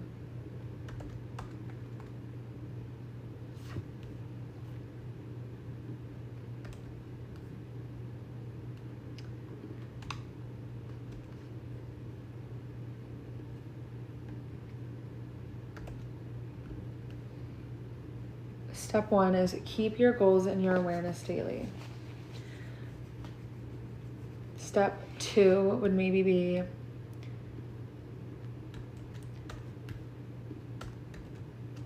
getting specific on exactly what you would do with the money the second it hits your account and having enough financial literacy to be able to handle it. Someone who is actually wealthy is prepared and not deeply moved by large deposits. Therefore, you need to have a practical plan and not an emotional one based on fear nor excitement. Control the money. Do not let it control you. People that have money check their bank accounts often and keep track of what's coming in versus what's going out. I was thinking about getting a Substack. I have a Patreon that I'm literally locked out of, and I would like to have access to it again because I have so much like archived information on there. It's still an open archive, like people still subscribe to it for the old articles. But I don't really know about Substack. Like I know people make bank off of it and enjoy it. Do you feel that it would be, I don't know, is that the place to be? Should I maybe be on Substack and not Patreon? Because I do like doing all this. And so much of like what I'm tweeting is long form that I'm like, there's people who like reading tweets, and there's people who like reading, and I am like, okay, you guys are selling me on it. I'll look into it. Maybe hold on, let me just open the tab so I have it, because I do love writing. Okay. I'm just I don't know why this is tripping me up, trying to figure out the order. I think because I guess because when I'm in this situation, I kind of throw everything at the wall at once, but it's also because I'm used to, like, I've done this before. So I'm trying to think, like, if I had to break it down for someone who doesn't know how to do this. Yeah, no, trust me, you guys, like, really didn't have to say much to make me, like, I'll probably make one tonight.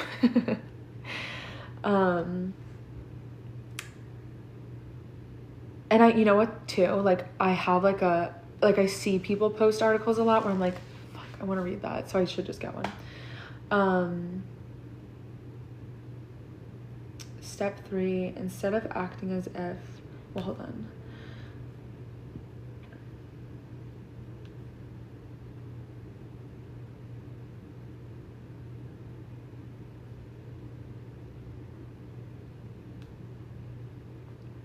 Instead of acting as if, act like you know that you already have what you want and live your present moment. You guys have to tell me if this makes sense, okay?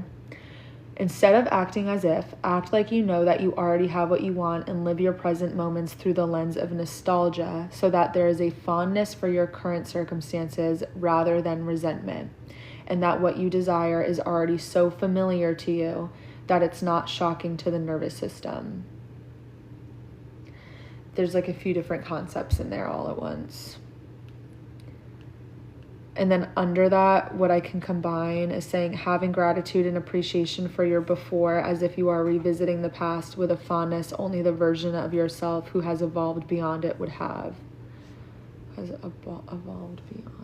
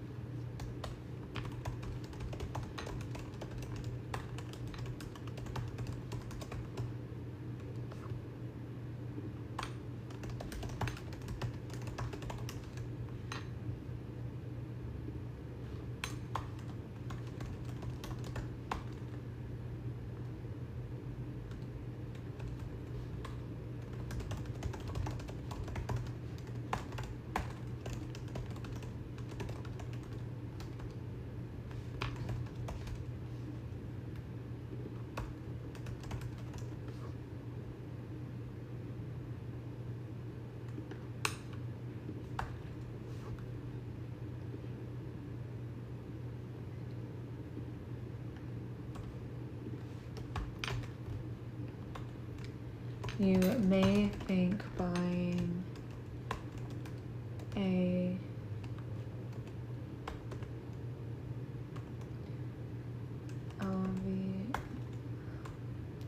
what's like a popular, you may think buying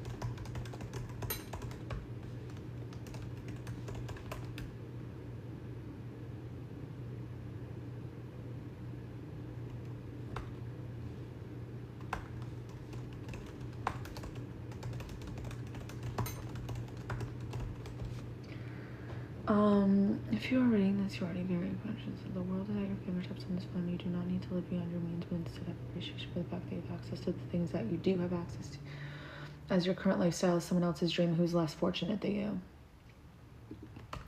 You may think buying a Prada bag off you cannot afford off Depop is manifesting that you'll have more money, but all that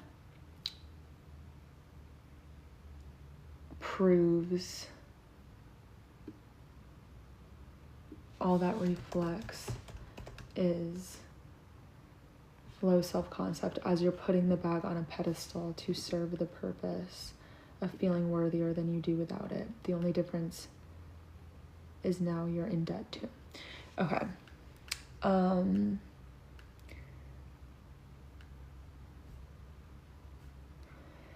Okay, step 3. Step 4, I think, is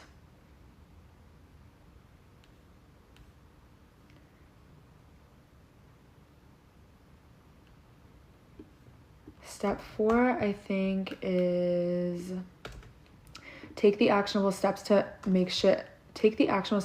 actually make shit happen. You can't live an entirely different dream life in your head and expect it to materialize when everything you do in the physical world is of loser behavior. Sorry. You cannot be a runway model if you're afraid to raise your hand in class. The hot and rich version of you would not be concerned with checking his following. Get it together. Be so magnetic that you pull things into your orbit rather than giving your energy away to everything else externally. Anything that influences your mood has power over you, money included.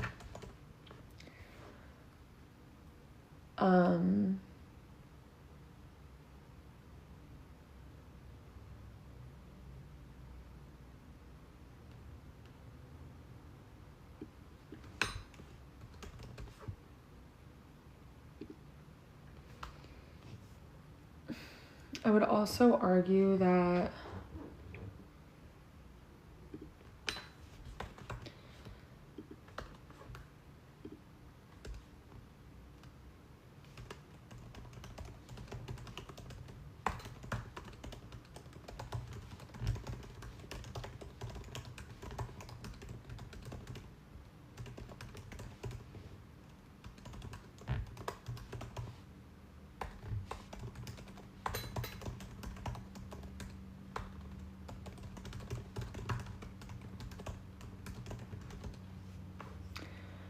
I said, be so magnetic that you pull things into your orbit. Visualize the feeling of safety, security, and gratitude you'd have with this money, not what items you will possess or what other people will think. Think of how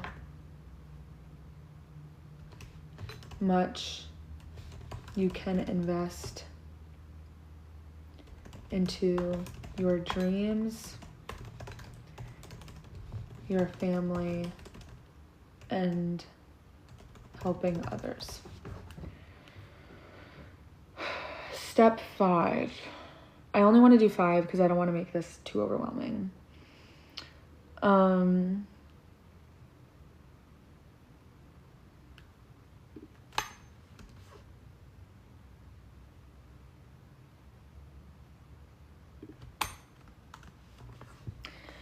Remembering that money in abundance comes from all sources. Sometimes it's not a dollar amount up front, but rather an opportunity that can lead to wealth and success or relationships that align you with a better future, etc. Always be optimistic that today is the day, that this opportunity is your big break, and that this moment is the big moment, and seeing magic in everything.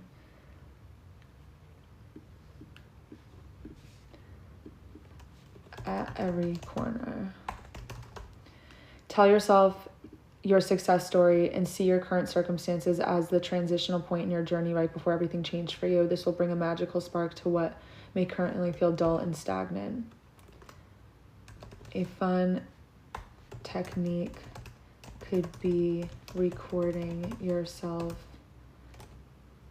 telling your success story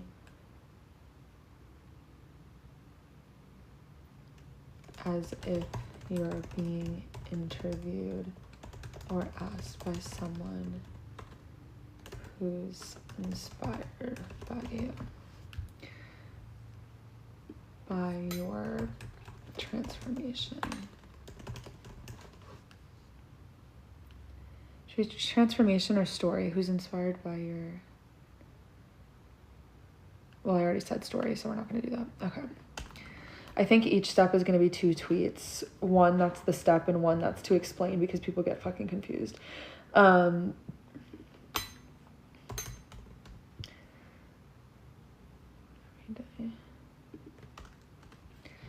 This is the easiest part. It takes 2 seconds, and if you cannot manage to muster up the energy or consistency to do this step, you're lazy, uncommitted, and either don't believe it can happen for you or don't want it bad enough.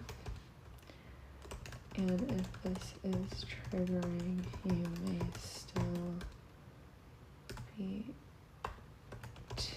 may still identify too tightly to the version of yourself that subconsciously finds pleasure and comfort in your misery or stagnancy.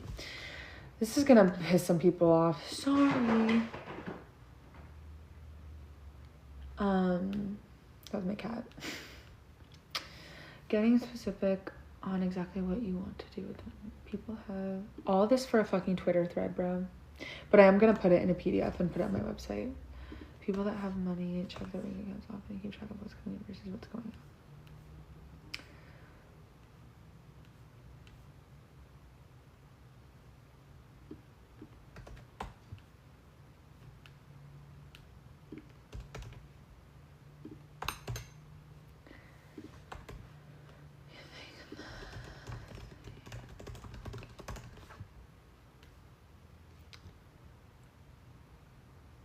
No, I literally should.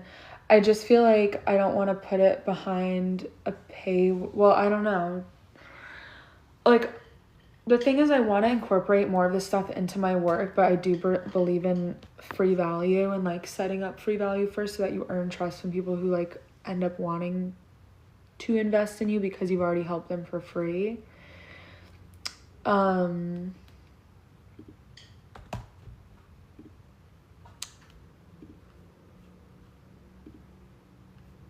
Let me make a Substack account.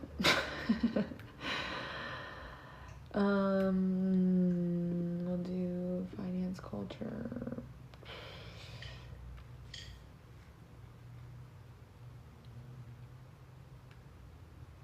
Faith and spirituality.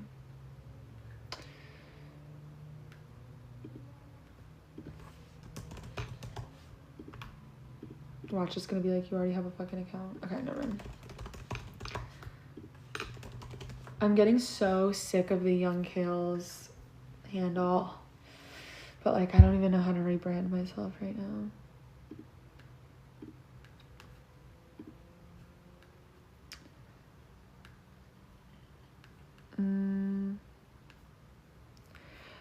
So do you...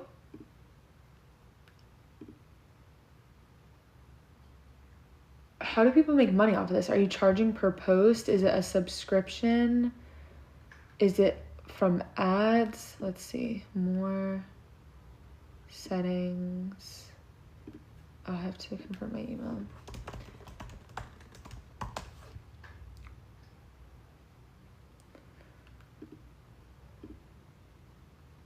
Let me confirm. Yes. Okay.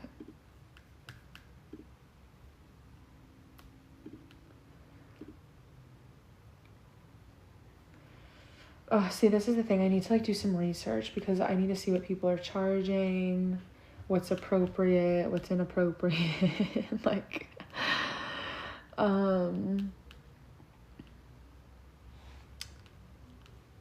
but wait, this is exciting though.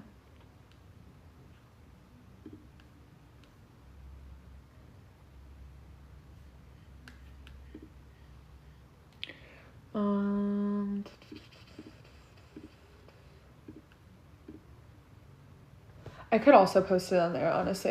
Maybe I'll just post it everywhere. More than $50, I think other people are charging. And I feel like if you're charging that amount too, like I should be committed. Like I should really be on here often enough to make it worth it for people. Okay, I'm gonna add it on here as well. Oh god, it is like Twitter. Wait, you guys should have never showed me this. I know I'm gonna have fun over here. I didn't know you could be like re-subbing shit. The fuck? I should have been over here the whole time. Like, fuck. I literally thought it was like Patreon. Like, and Patreon in my mind, even though I do like it in terms of like it being a place where you can have an archive of things, like you can't socialize on there unless you're in a community. Like it's very sedentary. It's very like, it makes me think of like, this is like such a stupid example. It makes me think of like closed bathroom stalls, like a single bathroom stall where it's just like you kind of have to know where the bathroom is rather than like, do you get what I'm saying? Bad example. Like you have to have a direct invitation link to a room on Patreon, whereas on here I didn't realize it's like, oh, there's a whole fucking party going on in the lobby and you can like I didn't know that. Damn, Patreon better take some fucking notes, because I would assume that this is like their competition, no? Okay. Let's start formatting this. And then I want to put some pictures in here too. So let's see. Yeah, because they're probably like, damn, we're fucking behind, bro. I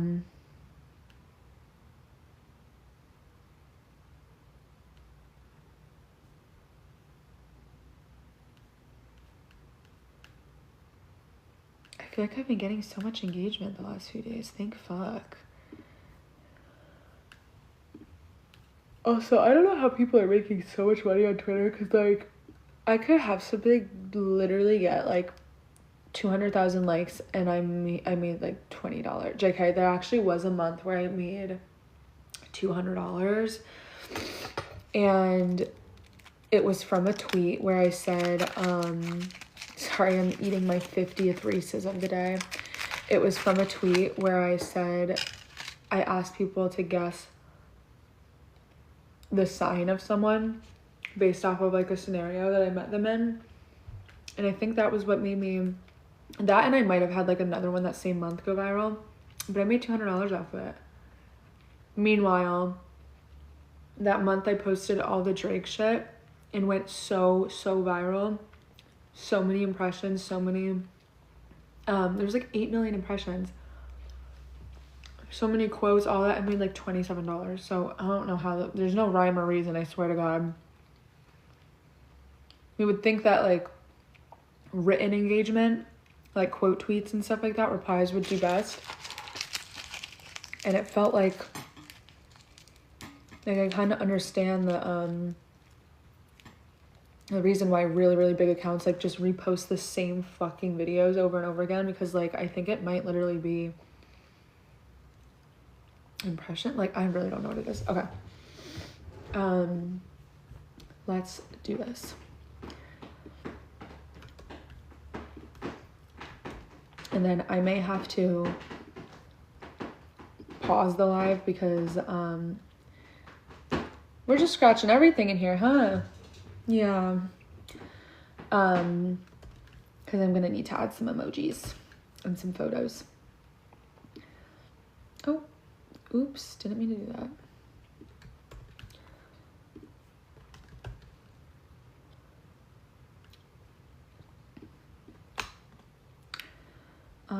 Fuck, I'm gonna have to edit the character limit too. I knew that was gonna happen. Sorry, I should be playing music. You know what? Let me just play music now. I'm gonna do it on my sound bar though, not on the laptop.